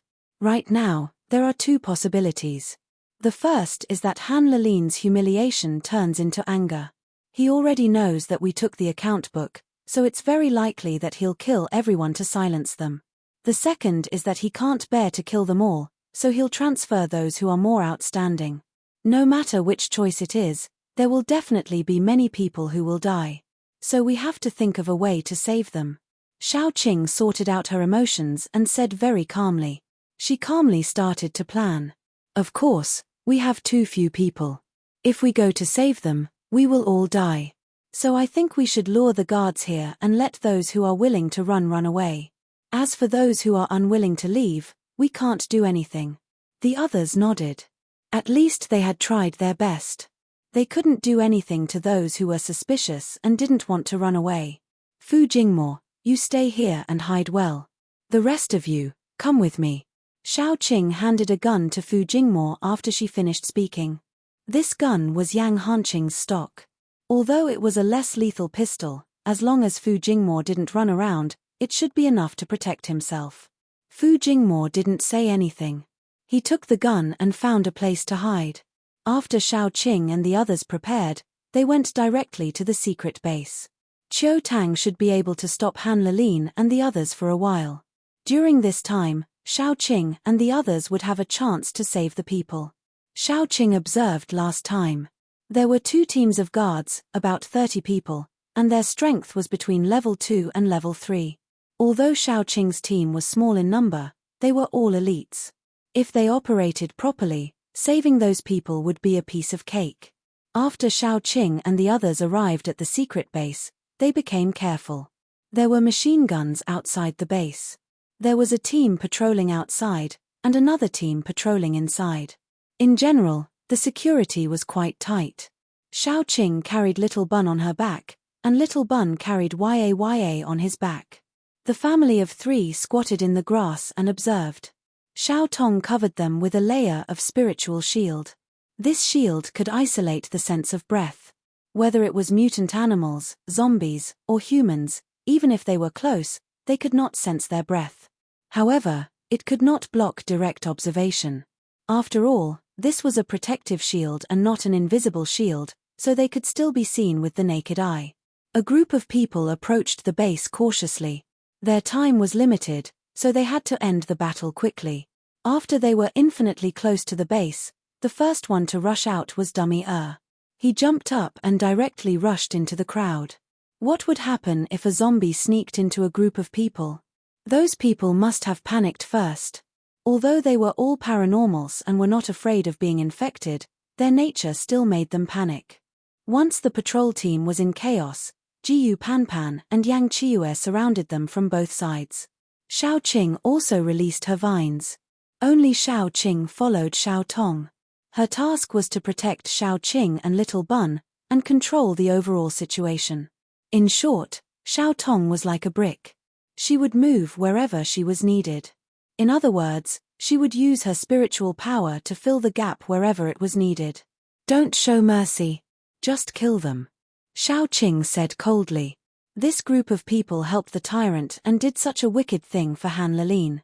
Even death could not wipe out their crimes.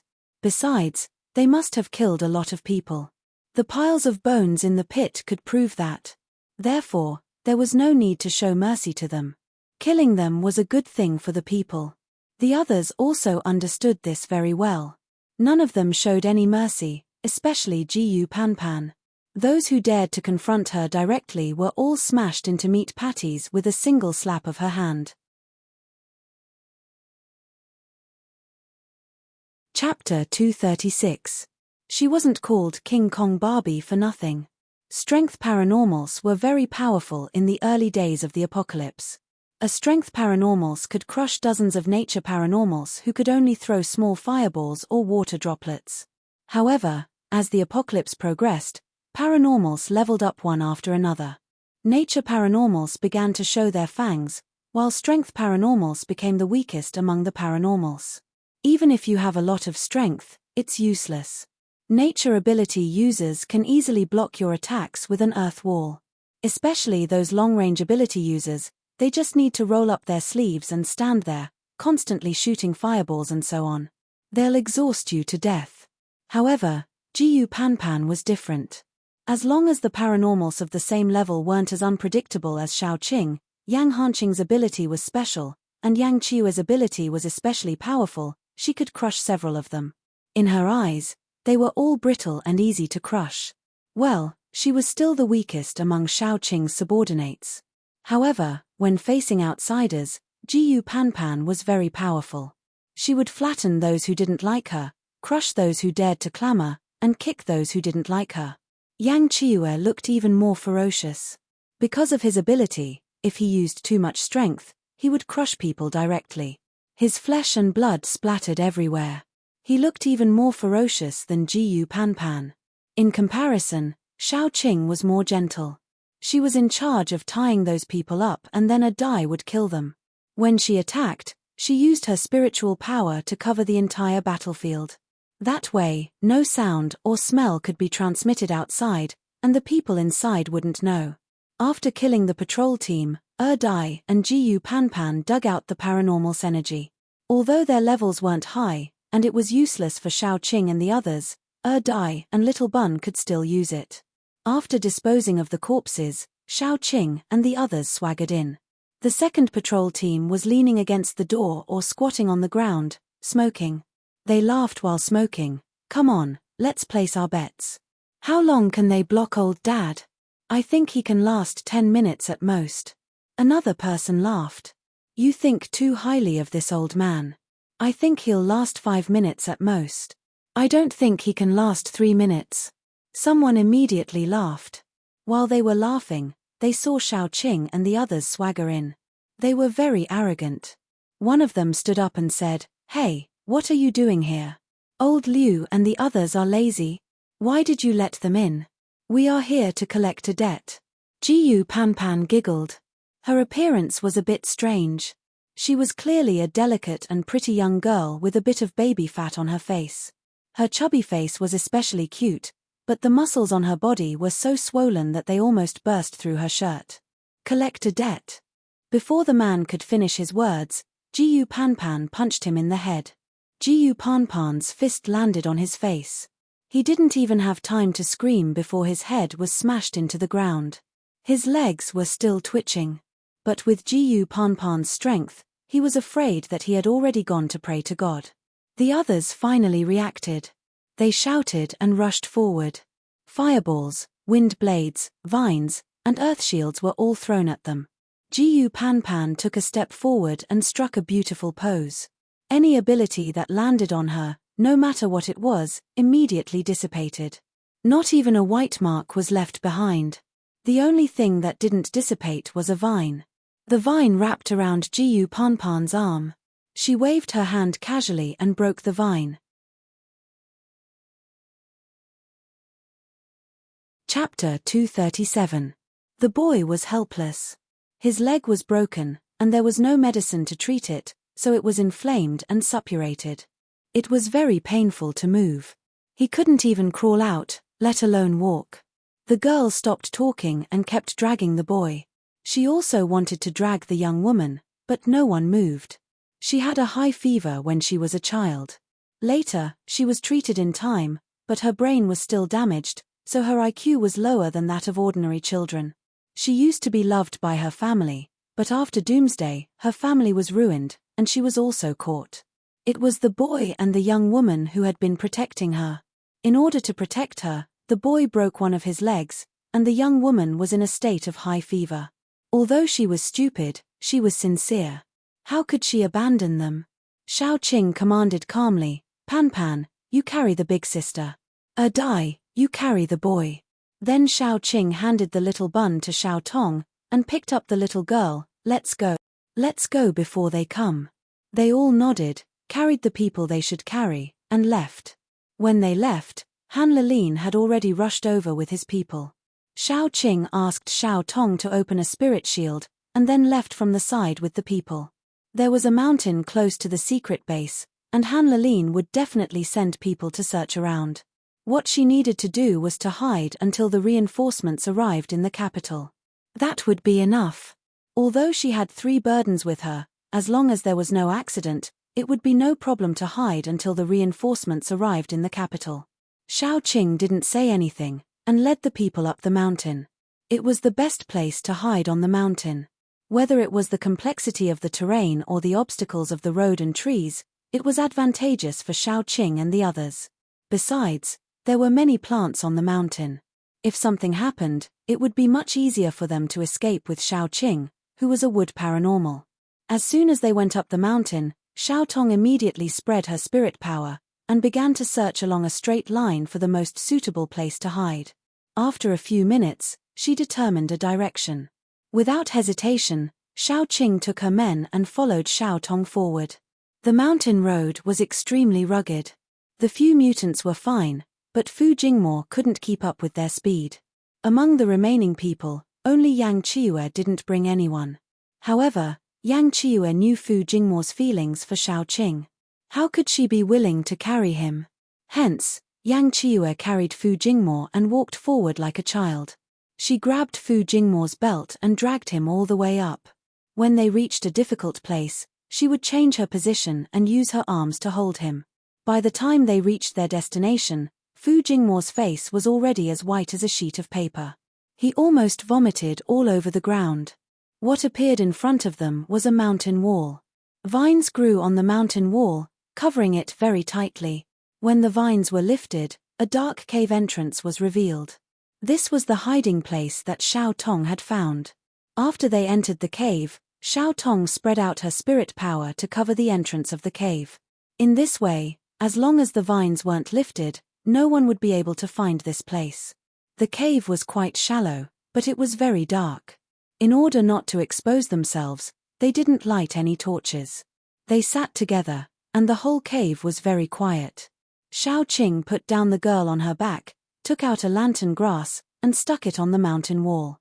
It would take some time for Han Lalin's men to find this place. She could take advantage of this time to check on the injuries of these people. Among the 3 of them, the one with the heaviest injuries wasn't the young woman, nor was it the young girl. Instead, it was the young man with a broken leg. His leg was now twisted like a fried dough twist. Shao Qing gently poked at it and saw the young man twitch in pain. Chapter 238. Shao Tong's spiritual power was limited, and there were level 4 superpowered people in the area she needed to block. Therefore, she could only focus on one thing, which was perception. She had to give up on blocking sound. Therefore, they had to be quiet. If they made any noise and were discovered, they would be surrounded immediately. Fortunately, everyone in the cave knew the big picture and knew what was going on. They were all very nervous. Even the young woman who was in a coma had her mouth covered by the girl, for fear that her cough would attract the people outside. The few of them waited quietly, not daring to make a sound. After a long time, they all thought that the person had left, but suddenly, light footsteps approached, accompanied by a voice, "Have you searched here?" Another voice said, "Not yet. It's all mountain walls. What's there to look for? Do you think they can hide in the mountains?" "You're right." The person agreed, then turned and prepared to leave. Shao Qing and the others breathed a sigh of relief. Suddenly, a crisp sound was heard. It was not loud, but it attracted the attention of the people outside. He looked back at the vines on the mountain wall and murmured, "Am I hallucinating?"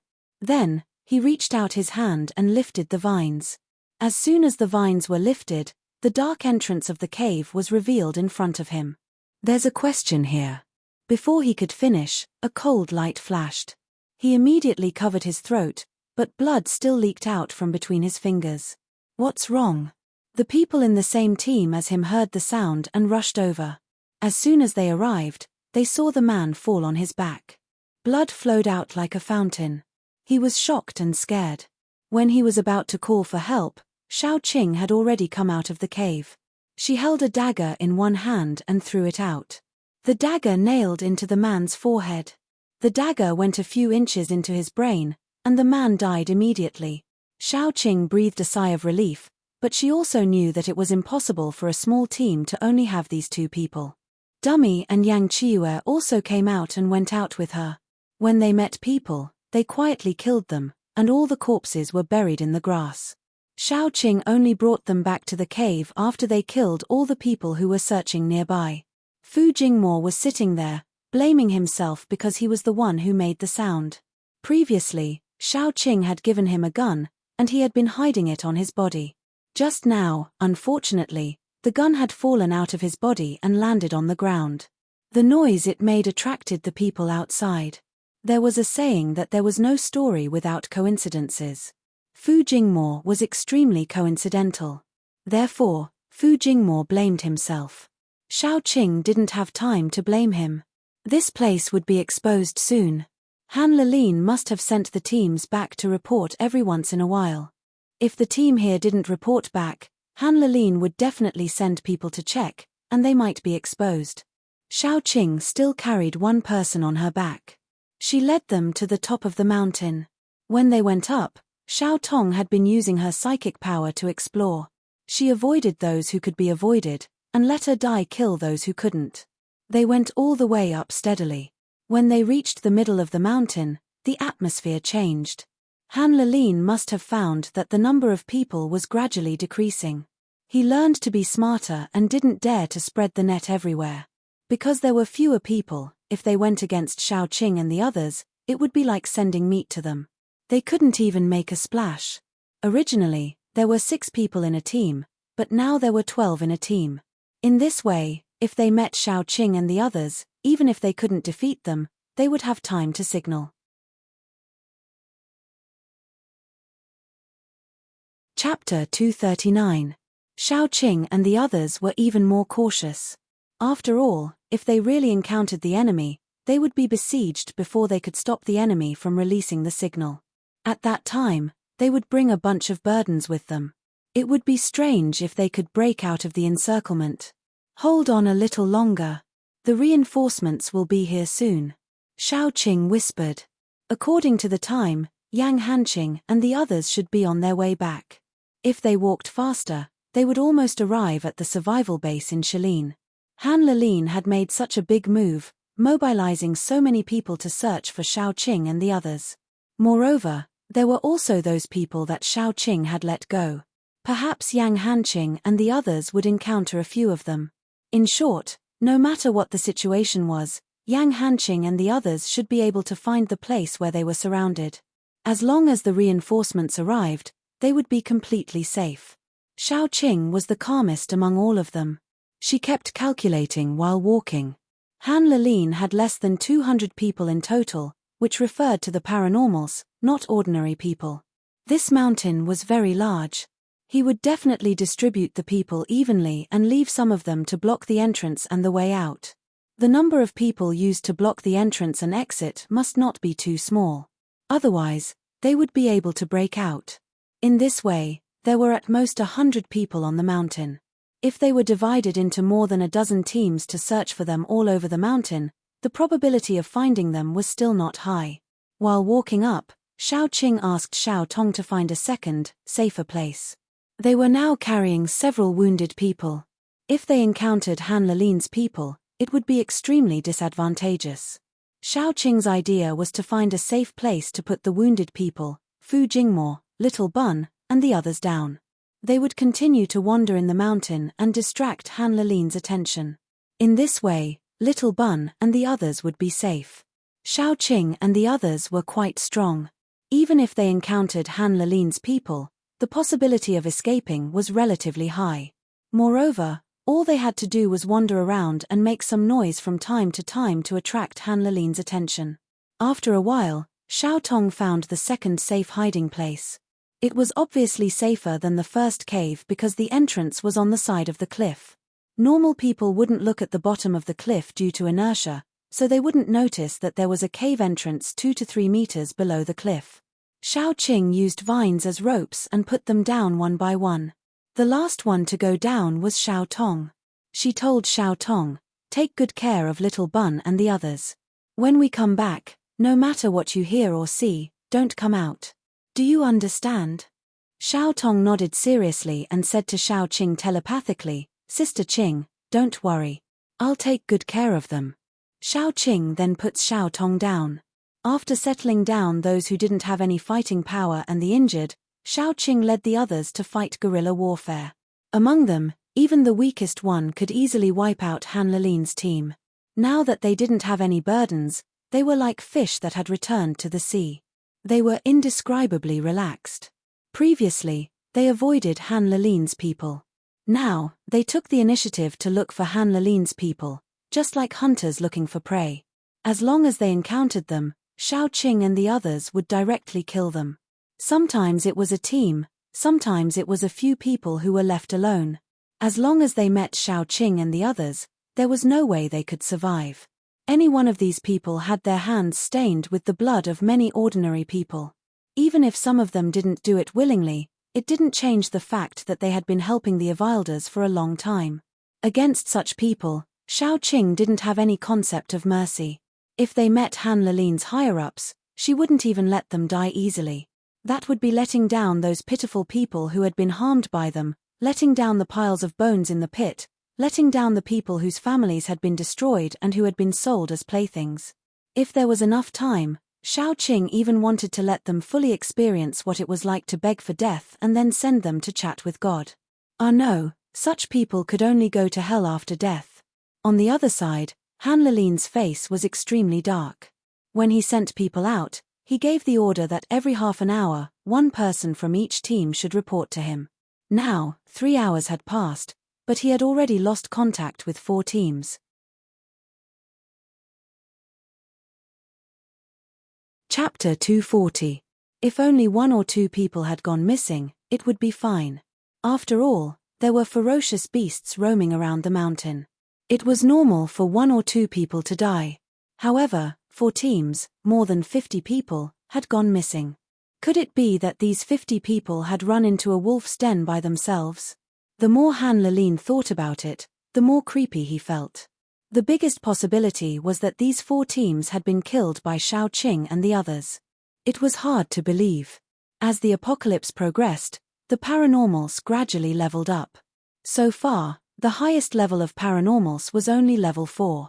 Han Lilin himself was a level 4 paranormal. It was not a problem for him to fight 3 or 4 level 3 paranormals. However, if there were more of them, he would be helpless.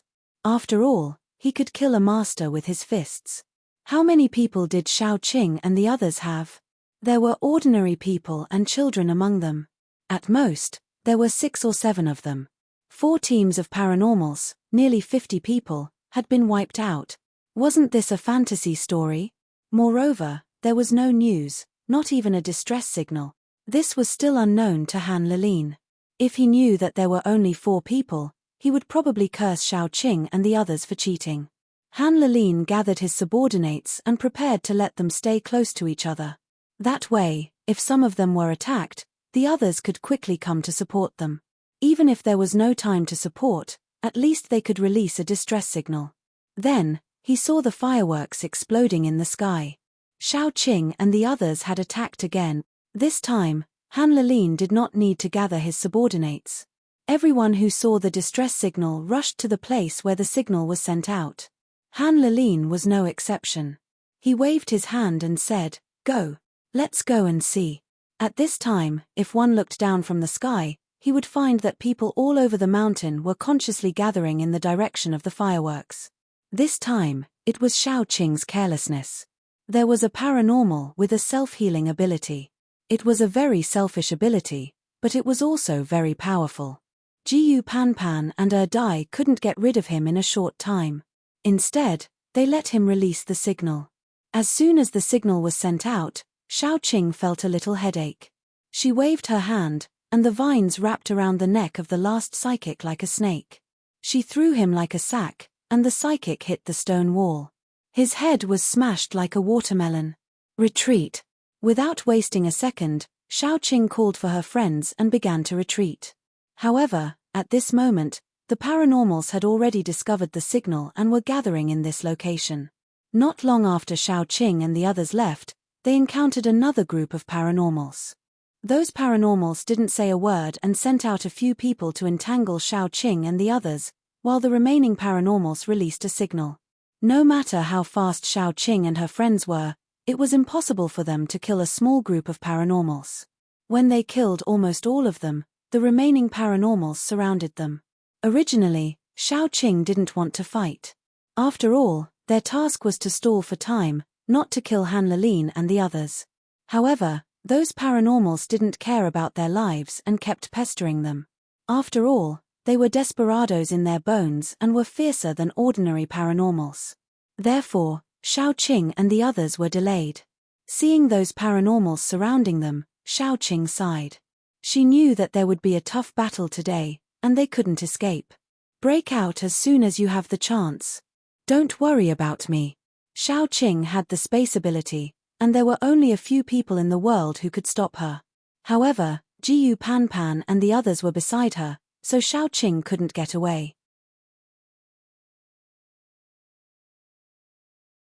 Chapter 241. I know. Yang Qiyu nodded with a serious expression. He didn't want to be a burden to Xiaoqing. Han Lilin really hated Xiaoqing to the core. Before he arrived, his supernatural ability arrived first. The 6 flaming blades were aimed at Xiaoqing, not at anyone else, and slashed at her. Some went straight for her eyes, some went for her heart, and some went for her lower body. Xiaoqing was like a fish. She curled up and went through the gap. As soon as she landed, the vines in her hand spread in all directions. Even Han Lilin was surprised by Xiaoqing's move. He didn't expect Xiaoqing to be so bold as to attack everyone at once. Jiyu Panpan and Xiaoqing had a tacit understanding. As soon as Xiaoqing made a move, she was like a strategic tank, crashing into a position.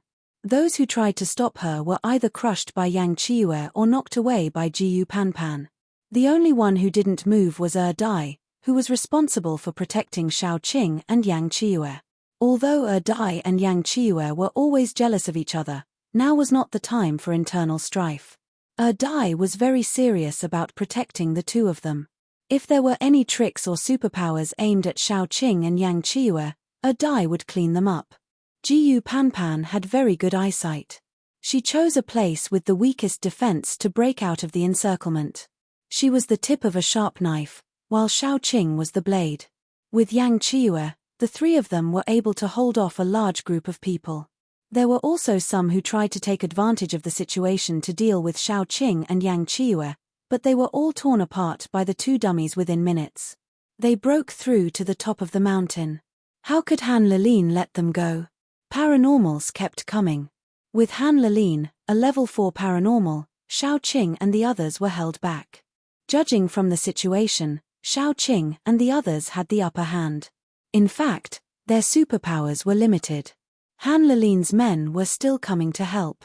If this situation dragged on, there would only be one result. They didn't have enough superpowers and would be killed. Xiaoqing was very calm. She also had spirit power, but it was very weak compared to those psychic paranormals. However, after some learning, she could use this spirit power to temporarily act as a psychic paranormal. What she did was to spread out her weak spirit power to explore. Although Xiaoqing's spirit power was very weak and she could only explore within a radius of 12 meters, it was enough. Xiaoqing moved while exploring. Soon, she found several powerful forces, which came from mutant animals. Xiaoqing immediately informed Jiyu Panpan. They subconsciously walked to the place where the forces were fluctuating. It was very tiring to resist the attacks of a group of paranormals. Although they could kill a paranormal in a few moves, they had consumed a lot of their superpowers. If it went on like this, they would be exhausted and killed in 10 minutes. Fortunately, at this time, Xiaoqing and the others had moved to the designated place. Xiaoqing scanned with her spirit power and found what she was looking for. At that time, Xiaoqing took out a grenade from her space and threw it into the cave. Her action made some people who didn't know the situation laugh directly. If she threw the grenade into the crowd, she might be able to kill a few of them. If she was lucky, it wouldn't be a problem. But what was the use of throwing the grenade into the cave? To hear the echo. Soon, there was an echo, and an ear-piercing roar with deep anger. In the next second, a big tiger with yellow and black fur jumped out of the cave.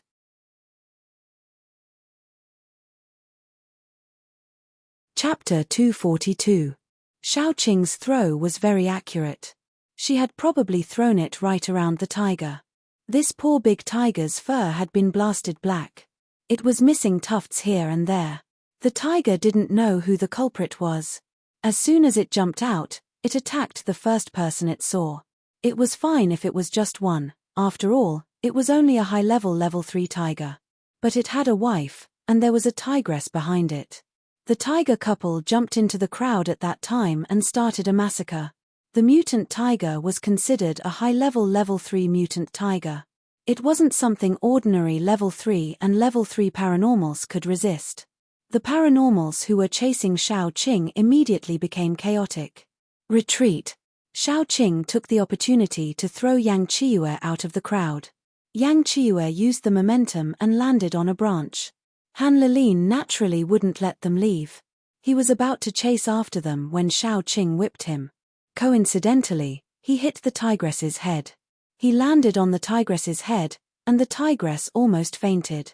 The tigress turned around and clawed at him. If Han Lilin didn't react quickly, he would have been slapped to the ground. Jiyu Panpan was at the front and rushed out. Han Lilin was entangled by the tiger and couldn't chase after them. Xiaoqing and the others broke out of the encirclement. Han Lilin was so angry that he stomped his feet. Chase!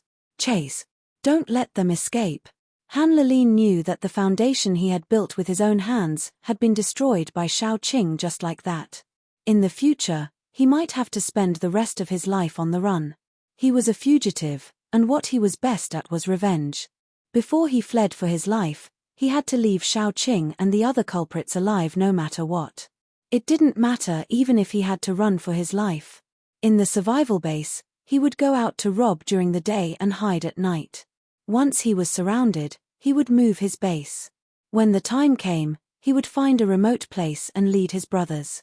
He could either be a bandit or build a small base. He could still live a happy life. Therefore, the same scene appeared again. The 4 of them were running in front while a group of people chased behind them. At this time, going up the mountain would be courting death. Those who were a little smarter knew that Han Lilin's people were blocking them on the other side of the mountain. Xiaoqing turned around and ran back without saying anything. Yang Qiyu was the slowest among the 4. He was carried on Xiaoqing's shoulders like a sack. After being jolted all the way, he almost vomited all his stomach acid. They were being chased, and their speed was unprecedentedly fast. Before they reached the foot of the mountain, they saw a group of people rushing over from the foot of the mountain. Xiaoqing was startled, thinking that they were Han Lilin's reinforcements. After taking a closer look, she saw that the leader was Yang Hanqing. Reinforcements had arrived. At this time, Han Lilin had almost caught up with them. As soon as he looked up, he saw the 4 people slip into the crowd like slippery loaches and then look at him calmly. Han Lilin almost vomited blood at that time. Originally, he was the one chasing them, but now they were chasing him. Han Lilin turned around and ran without saying anything. His speed was faster than a rabbit's. This time, it was Xiaoqing who didn't want him to run. She threw Yang Qiyu aside and jumped up. The vines that flew out hooked onto Han Lilin's ankle. Han Lilin ran too fast and was almost bitten off by the vines. At this time, the paranormals from the capital swarmed up. Han Lilin couldn't escape and was tied up like a fried dough twist. There are still some paranormals left at the foot of the mountain. Please go and clean them up. Xiaoqing was relieved and said to the leader.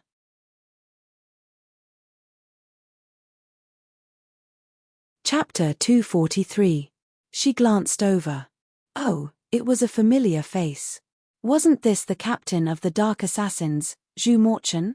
Zhu Morchen waved his hand and said lazily, "Brothers, split into 3 teams and search the area. Don't leave a single fish that escapes the net." The ability users under his command immediately split into 3 teams and headed in the direction that Xiaoqing had pointed out. At that moment, the young man named Cheng Guanyan jumped out of the crowd. He had washed himself clean and was wearing a simple set of casual clothes. He actually looked quite handsome. I really have to thank you this time. Otherwise, I wouldn't have been able to leave this place alive. Those poor people would have been sold to other places, Cheng Guanyin said shyly as he scratched his head. Xiao Qing smiled, then said, as long as someone with a bit of conscience saw something like this, they wouldn't tolerate it. Cheng Guanyin smiled, then said, Then what about elder sister Yang? Along the way, he had encountered many young men and women fleeing in all directions, but he hadn't seen Xie Chunyang. As soon as he saw Xiao Qing, he couldn't help but ask. Xiao Qing frowned slightly, but in the end, she still told him the truth. She also told Cheng Guanyin what Xie Chunyang had said before she died. Before she died, she asked me to pass on a message to you. If you have the chance to meet her younger sister, please take care of her for her. Cheng Guanyin's face immediately paled. Xie Chunyang had taken care of him extremely well. She was the nicest person to him aside from his family, but perhaps good people didn't live long. My condolences. Xiao Qing didn't know how to comfort people, so she said dryly.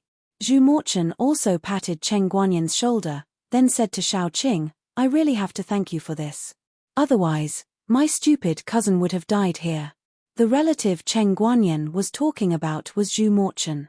He had originally wanted to seek refuge with Zhu Morchen, but he hadn't expected to encounter such a situation on the way. Zhu Morchen's eyes were bright as he spoke to Xiao Qing. He looked at Xiao Qing with a burning gaze. However, his burning gaze didn't contain any other emotions. Instead, it was filled with battle intent. Although Xiao Qing's scalp was numb, she still stubbornly said, It's nothing. Since the matter has been resolved, I will go find my companions first. They are still hiding in the cave. Let me accompany Miss Xiao. Zhu Morchen grinned slightly and laughed. When he wasn't sleepy, he looked like a very bright youth. It would have been very easy for people to have a good impression of him if his gaze wasn't so hot. Xiao Qing thought that she would ask them how to deal with Han Lilin later, so she agreed.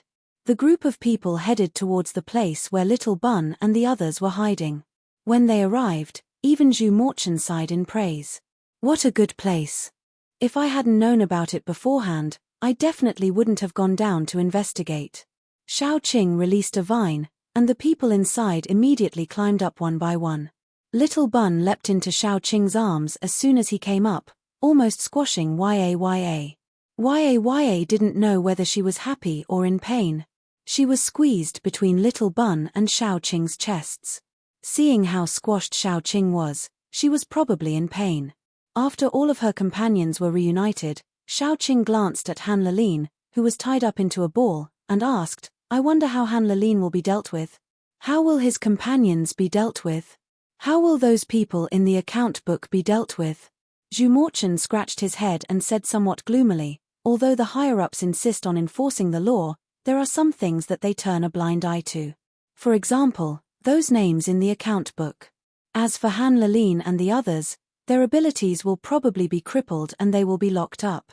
After all, they have to consider humanity, so I suggest. Zhu Morchen looked at Han Lilin on the ground, his gaze cold. We don't have to bring them back. We can just say that they were killed during the struggle.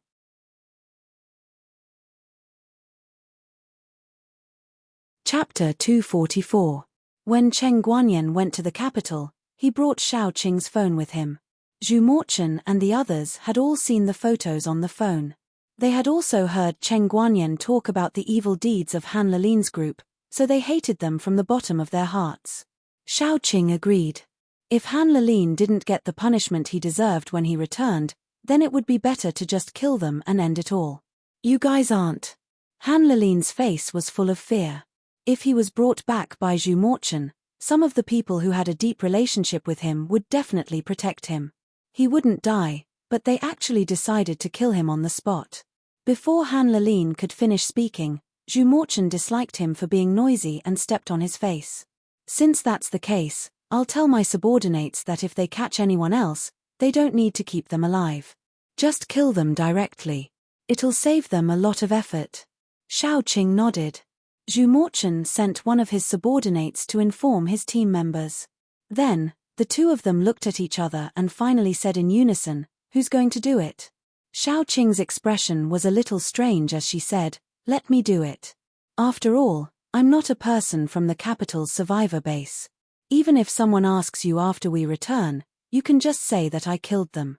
Zhu Morchen clenched his fists and said, "If you want to do it, then you do it." Xiaoqing rubbed her chin and thought about how to kill him. Xiaoqing didn't want him to die too easily. That would be letting down the piles of bones in the pit and the people who were still alive who had suffered endless humiliation and pain. So she chose Dodder. Xiaoqing deliberately cut Han Lilin's neck and put the seeds of the Dodder into his body. She put a lot of seeds in and controlled them to take root and germinate in Han Lilin's body. That kind of pain caused Han Lilin's face to distort. His screams were ear-piercing. No one present sympathized with him, especially the youth with the broken leg and the little girl. They were both glaring at Han Lilin fiercely. Very quickly, the seeds devoured Han Lilin's flesh and blood. At this time, Han Lilin was still alive, and his consciousness was very clear. He could even feel countless tender sprouts coming out from under his skin. In other people's eyes, Han Lilin's body was covered with tender shoots. Those tender shoots with a pleasant green color drilled out of Han Lilin's body, broke through his skin, and unfolded two tender leaves. It wasn't just one or two seedlings. Han Lilin's body was covered with seedlings. Below his neck, his entire body was occupied by the growing Dodder. At this time, he could still make crackling sounds from his throat. Clearly, he was still alive. Even those who hated Han Lilin to the core couldn't help but feel their hair stand on end. It wasn't until the roots of the Dodder pierced into his internal organs that Han Lilin breathed his last. After Xiaoqing dug out the crystal nucleus, she kicked his body as if she was kicking a piece of garbage. She kicked his body into the grass and controlled the Dodder to turn into ashes so that it wouldn't affect the surrounding plants. Only then did she say, "As for the remaining accomplices, do you still leave them to me?" Zhu Morchen immediately said, "Leave them to me. I just ordered people to dig a big pit. In a while, all the bodies will be buried in it, so that they won't pollute the environment." Xiaoqing nodded. This was probably an eye for an eye. They created that inhumane pit, so they were destined to be killed by others. After dealing with the accomplices, the people that Zhu Morchen had sent out also returned. They caught all the ability users that were guarding the other side of the mountain in one fell swoop, then buried them on the spot. Only after burying them did they return to report on their mission.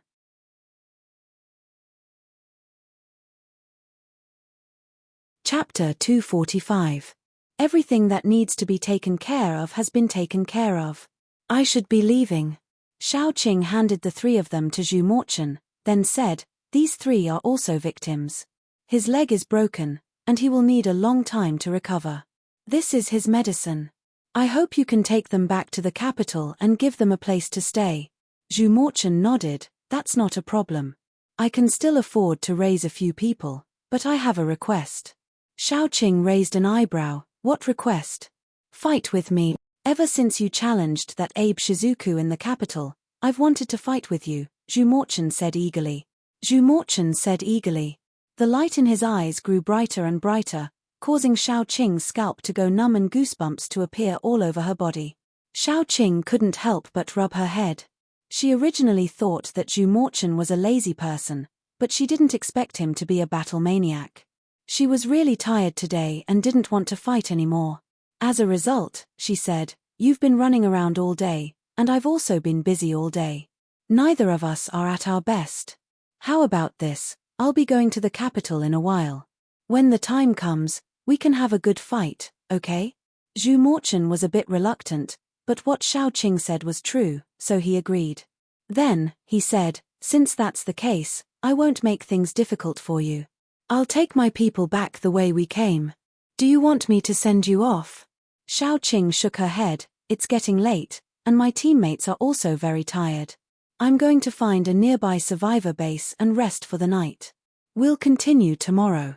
Everyone, be careful." Zhu Morchen immediately said, "Since that's the case, let's go together. It's dangerous to travel at night, and you should be able to recover your strength after resting for a night. We'll fight tomorrow morning, then go our separate ways." That's a good thing. Xiao Qing was speechless. If she had known earlier, she would have traveled through the night. However, since she had already said it, Xiao Qing could only say, then let's go together.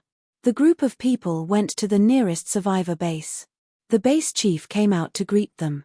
After all, the title of one of the 4 major mercenary groups in the capital was quite intimidating. After settling down, Xiao Qing first went to exchange for some fresh fruits and vegetables before rolling back to her room to rest. She was really too tired today. Even with her tireless body, she couldn't bear it mentally. So, with little Bun in her arms, Dumbo in her arms, and Yang Chiwa in her arms, she nestled in her bed and fell asleep. When she was about to fall asleep, Xiao Qing was still thinking about how to deal with Fu Jingmo. Although Fu Jingmo's mistake today was just an accident, Xiao Qing still disliked him even more. If it really didn't work, she might as well let Zhu Morchen take Fu Jingmo away as well.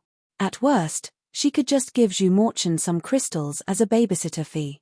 Moreover, Zhu Morchen's influence wasn't small. Protecting Fu Jingmo should be a small matter.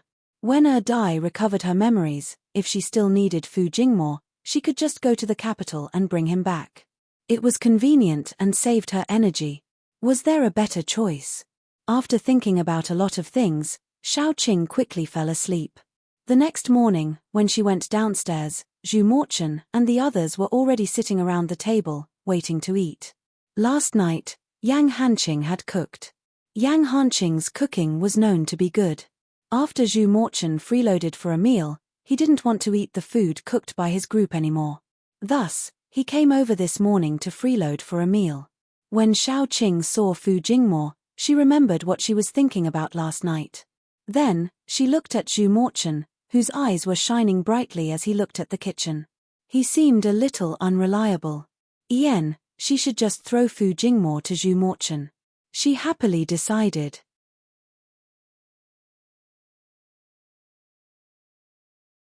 Chapter 246. After dinner, Xiao Qing straightforwardly expressed her thoughts. I want to entrust Fu Jingmo to you as well. He's an ordinary person and it's not suitable for him to wander around with me and face all sorts of dangers. No matter what, things in the capital are more peaceful and life is better. You can bring him back too. I'll pay for his daily food and clothing. Fu Jingmo's face immediately turned pale. He didn't hold his chopsticks tightly and they fell to the ground. After the apocalypse, he had tasted the pain of living under someone else's roof and not being able to eat enough and wear warm clothes. Especially as a normal person who was born in a rich family, Fu Jingmo had suffered a lot. When Xiao Qing appeared in front of him, Fu Jingmo knew that his chance had come. However, because of Dai, Xiao Qing treated him well. At least, she gave him the best food and clothing. She also didn't restrict his freedom and didn't give him any face. She also didn't polish his self-esteem. This was simply unbelievably good treatment. No matter what, he wouldn't give up on Xiao Qing. However, Xiao Qing now told him that she wanted to hand him over to Zhu Morchen and bring him to the capital. This was simply a bolt from the blue for Fu Jingmo, who had some unspeakable thoughts in his heart. He looked at Xiao Qing with a pale face. After a while, he said softly, "Am I holding you back?" Xiao Qing was very calm. "You're just a normal person. My teammates and I often go on missions. The difficulty is high and the danger is high. I can't guarantee your safety. After you go to the capital with Zhu Morchen, no one will make things difficult for you. I'll pay Zhu Morchen crystals to give you the best. You don't have to worry." In fact, Fu Jingmo also knew that this was the best. Xiao Qing was willing to take care of him for the rest of his life because of Dai. However, Fu Jingmo couldn't and wasn't willing to leave. He remembered what happened at that time more clearly than anyone else. Once Dai recovered his memory one day, the stability and comfort he had would become an illusion and would be shattered in an instant. If there wasn't any so-called friendship, Xiao Qing wouldn't care about him anymore. How could he allow such a situation to happen? "I'm not afraid." Fu Jingmo clenched his fists. His face was filled with determination. "I don't want to live a peaceful life. I want to follow you. I can watch the house when you go on missions or accompany you. I can go anywhere. I'm not afraid." Jiyu Panpan had a good impression of Fu Jingmo. Although he had made a small mistake previously, it wasn't intentional. When she saw Fu Jingmo's pitiful appearance, her heart instantly softened. She said softly, "Sister Qing, why don't we keep him? Anyway, it's just one more mouthful of food. At most, we can let him stay in the base and watch over the house for us when we go on missions. This way, we won't let those ignorant people take over our house." Jiyu Chuan silently pulled his sister. He now felt that Jiyu Panpan was the most ignorant person. Shao Qing clearly didn't like Fu Jingmo and wanted to chase him away for a reason. His sister was clearly a smart person. Why couldn't she see through him? However, Shao Qing still had to give face to Jiyu Panpan. The rejection that was already at the tip of her tongue was slowly swallowed back down. Shao Qing glanced at Fu Jingmo.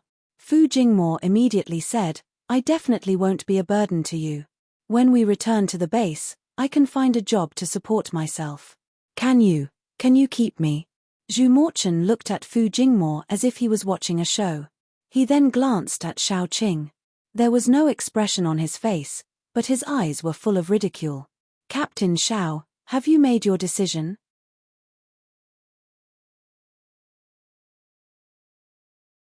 Chapter 247.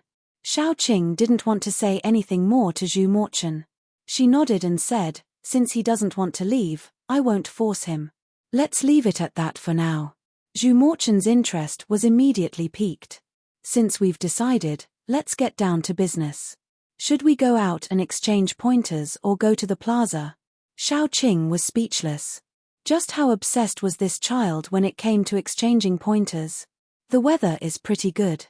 Shao Qing was silent for a while before she suddenly said something. Zhu Morchen mulled it over for a while before he finally understood what Shao Qing meant. The weather was pretty good, so fighting would ruin the mood. Zhu Morchen wasn't a martial arts fanatic. At most, he was half a fanatic. However, he was extremely curious about Shao Qing. Zhu Morchen had seen Shao Qing fight Abe Shuzhua before. She was in a sorry state, but her brilliance was so dazzling that people couldn't take their eyes off her. He had also seen Shao Qing's decisive and ruthless side. The more he saw it, the more he wanted to know what kind of person Shao Qing was, and what her limits were. Shao Qing was determined not to fight with Zhu Morchen.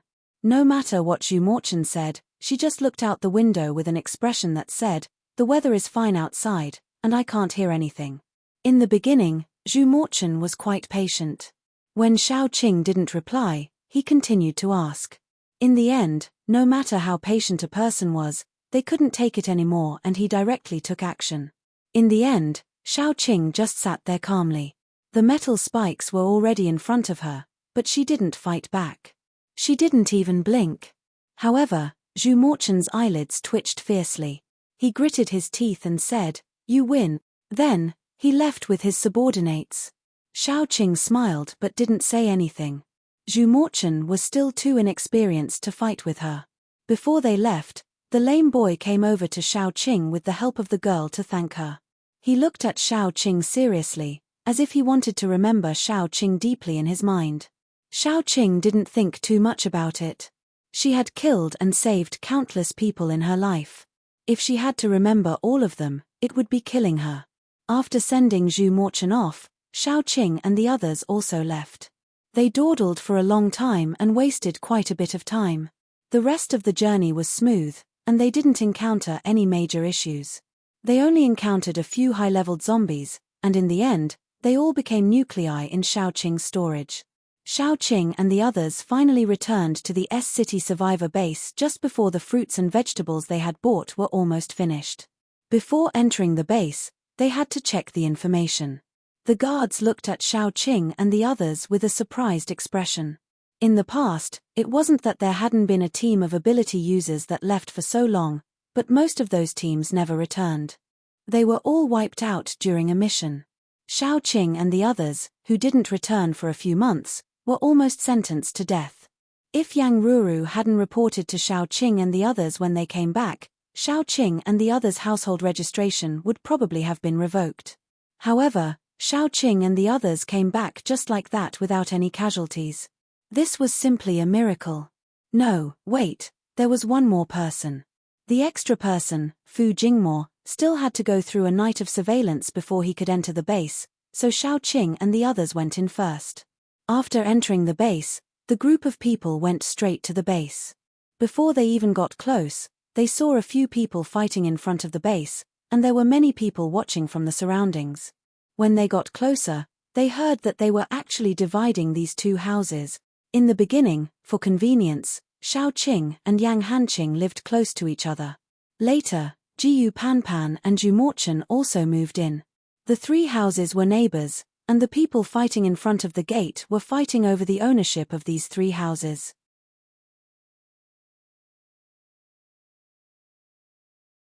Chapter 248. The battle had actually come to an end. The loser wiped the blood on his face, left a few harsh words, and ran away. The winner was immensely proud of himself. He stood at the door, wishing he could announce it to the world. Xiaoqing wanted to cover her eyes. She looked up and saw that the lock on the door had been pried open and replaced with a new one. Obviously, her house had long been occupied. Xiaoqing didn't know whether to laugh or cry. She stepped forward and patted the shoulder of the man who was about to enter the house. "Brother, who picked the lock? Who opened the door? Who allowed you to live in? The owner of this house is not dead yet." The man turned around and looked at Xiaoqing. He didn't know her, so he thought she was a newcomer. He sneered, "How do you know that the owner of this house is not dead? I also said that he is dead. Go away, go away. I am in a good mood today, so I won't lower myself to your level." Xiaoqing was so angry that she laughed. How could a person who had occupied the Nestle's house be so righteous? She firmly grasped the man's shoulder and said lightly, "What if I insist that you have to show me?" Xiaoqing was very strong. The man struggled twice but couldn't break free. He felt a little embarrassed. He turned back and glared at Xiaoqing. Then he found that Xiaoqing was very beautiful. In the post-apocalyptic world, there were three types of women. The first type was those who looked ordinary and could only rely on their physical strength or a good husband to survive in the post-apocalyptic world. The second type was those who looked ordinary but had special abilities. They could rely on their own strength to earn money for their daily necessities. The third type was those who were beautiful. The last type was like a vine, clinging onto powerful men. They relied on their own bodies to survive. Women like Xiaoqing, who had strength and beauty, were the minority.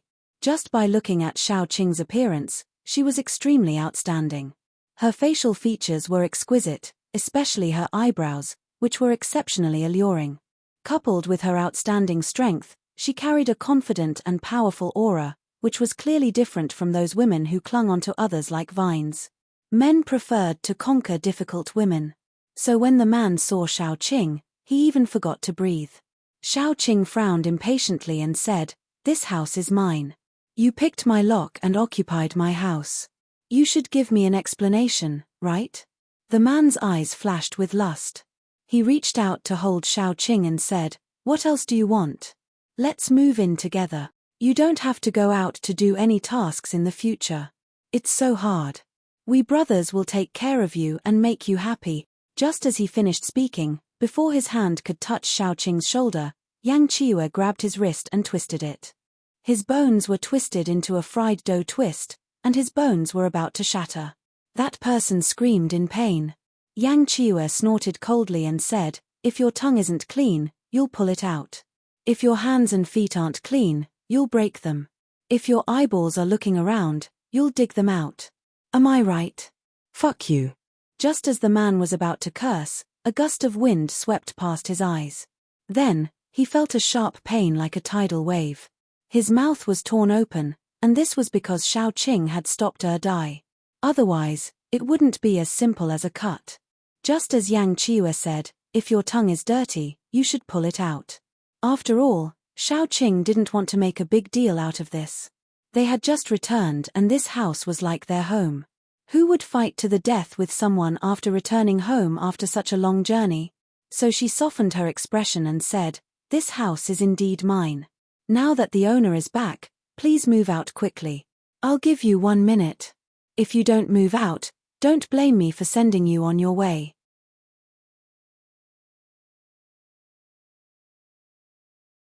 Chapter 249. Those people were like local ruffians in the base. How could they be willing to give up the house that they had just gotten? Although Xiaoqing and the others weren't there before, Yang Ruru had been helping Xiaoqing and the others to look after the property, so no one dared to occupy Xiaoqing's house. Not long ago, Yang Ruru left the S-City survivor base with her team of paranormals, so they became arrogant.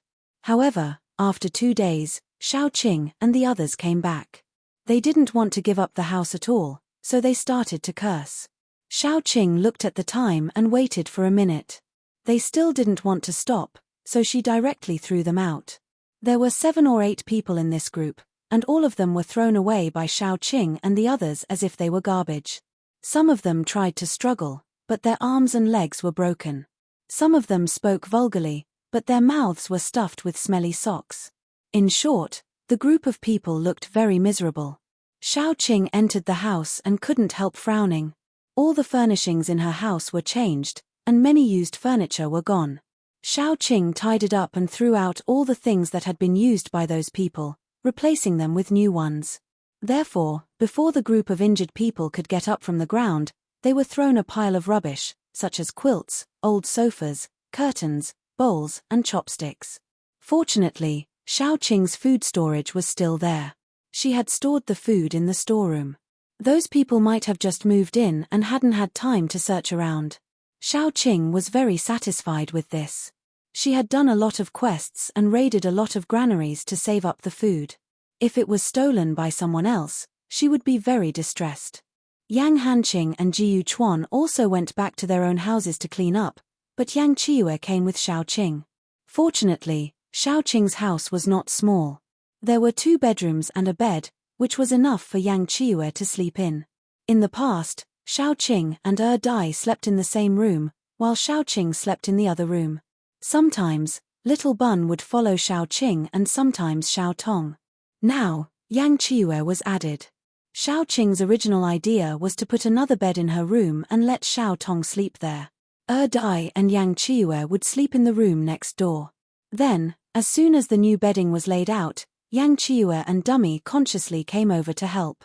The 2 of them spontaneously put the 2 beds together, changing from 2 single beds to a luxurious double bed.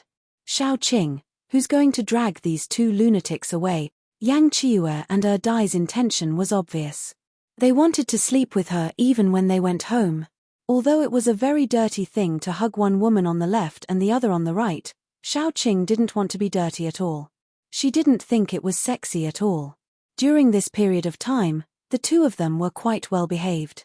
In the beginning, when they slept in the same bed, the 2 of them would scheme against each other. They would secretly scratch each other. Xiaoqing couldn't sleep for the whole night. Dai was fine. He was a zombie. It was fine if he didn't sleep for the whole night. Where did Yang Qiyu's energy come from? She played with Dai every night. Xiaoqing couldn't sleep for nearly half a month. Later, she got angry and threw the 2 of them out. Only then did they become well behaved. Xiaoqing's expression was a little bit serious when she was thinking. Dai and Yang Qiyu were very familiar with Xiaoqing. When they saw the situation, they knew that Xiaoqing was thinking about how to throw them out. Therefore, the 2 of them tacitly stepped forward. One of them massaged her shoulders, while the other massaged her legs. At this moment, Yang Qiyu also gave up fighting with Dumbo. She said very seriously, "Ching, you also know my body. My stomach disease is most likely to act up in the middle of the night. Don't you worry about letting me sleep in another room?" Xiaoqing said calmly, "Don't worry." Yang Qiyu choked. Then she lay on Xiaoqing's legs and pretended to cry, "Ching, I'm scared. It's so dark at night. I don't want to sleep alone. Please let me stay in your room." Xiaoqing was still very calm. Dai will accompany you." Yang Qiyu choked again. Dai was so anxious that he scratched his ears and cheeks. He wished that he could talk and act like a spoiled child. After thinking carefully, Yang Qiyu said to Xiaoqing, "Ching, you know that once I start experimenting, I'll never stop. I often forget to eat and sleep. I've been researching food that zombies can eat these days. If you didn't wake me up every night, I definitely wouldn't go to sleep. Are you really not worried about me?" Xiaoqing touched Yang Qiue's head and smiled. A dye will wake you up. Yang Qiue was completely helpless. She began to roll around and act like a spoiled child. She was determined to sleep with Xiaoqing. This was a good time to cultivate their relationship. What if someone sneaked in to take advantage of Xiaoqing in the middle of the night when he slept in another room? Only when he slept with Xiaoqing at night could he nip those who tried to attack him in the bud. For this reason, Yang Qiue decided to risk everything. He didn't want dignity or face. What could be more important than his wife? Dai also supported him. Xiaoqing would never favor one over another. Either both of them could stay, or both of them would be kicked out. Therefore, he had to support Yang Qiue. At such a critical time, infighting was a very unwise choice. The two of them looked at each other. They quickly took off their shoes and coats and crawled under the quilt. One on the left and one on the right, leaving an empty space in the middle. It was just enough for Xiaoqing to sleep there. Xiaoqing looked helpless. Aren't you going to eat this afternoon? The two of them shook their heads at the same time. Eat what? How could eating be so important?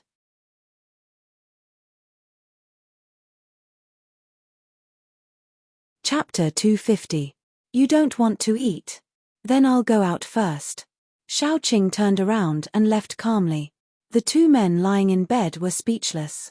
After Xiaoqing went out, she went to the mission hall first. There was no free time in the apocalypse, so she had to think about the next mission. As for the mission, it wasn't easy to choose. First, it had to be suitable for their current level. Second, it couldn't be too excessive.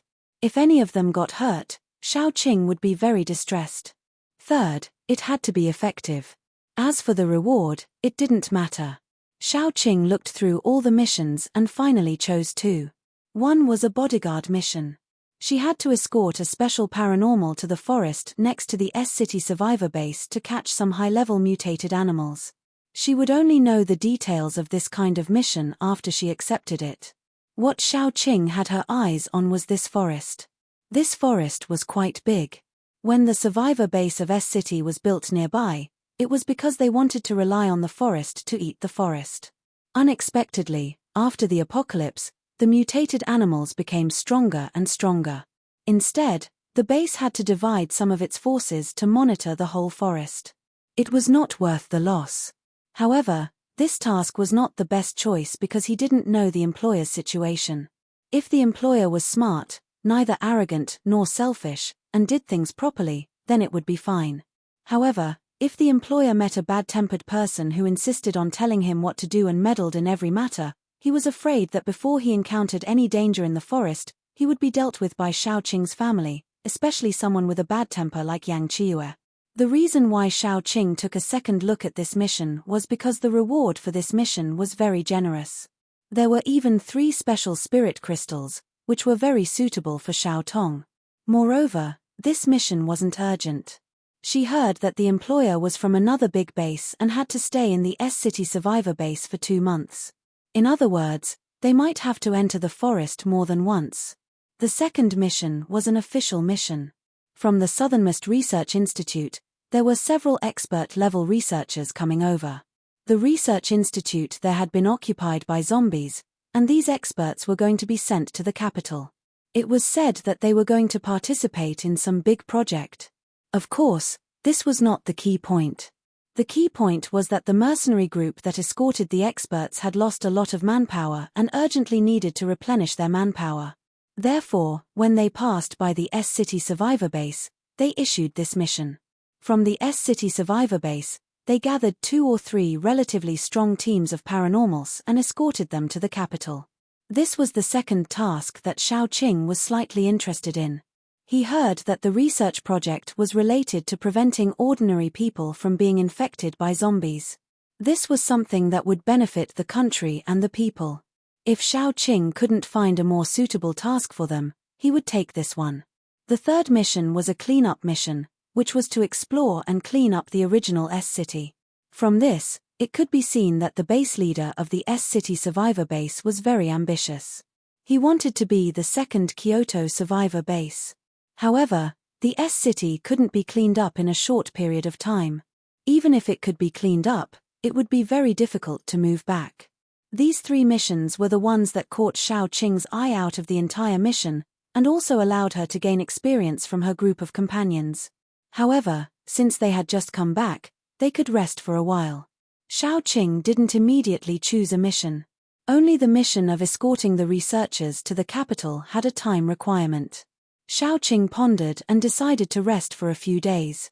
If this mission was still lacking people, they could also make a trip. The next day, Fu Jingmo came back. The moment he came back, he was sent to Yang Hanqing's house by Xiao Qing before he could even enter the house.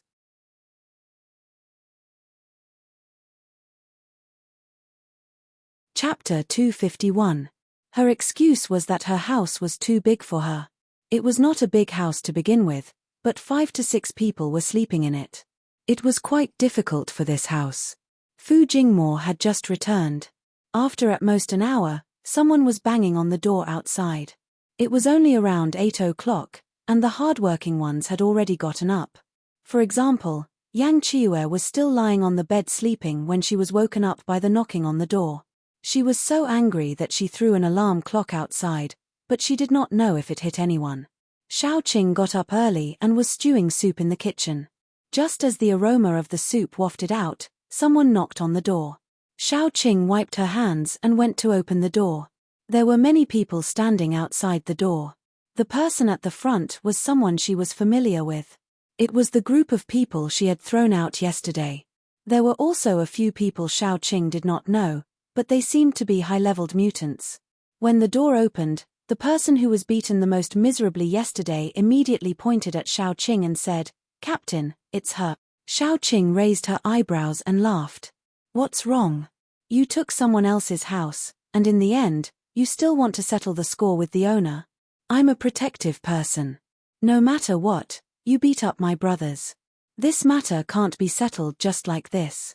Otherwise, people will say that our Kuan-Peng mutant team is a group of cowards."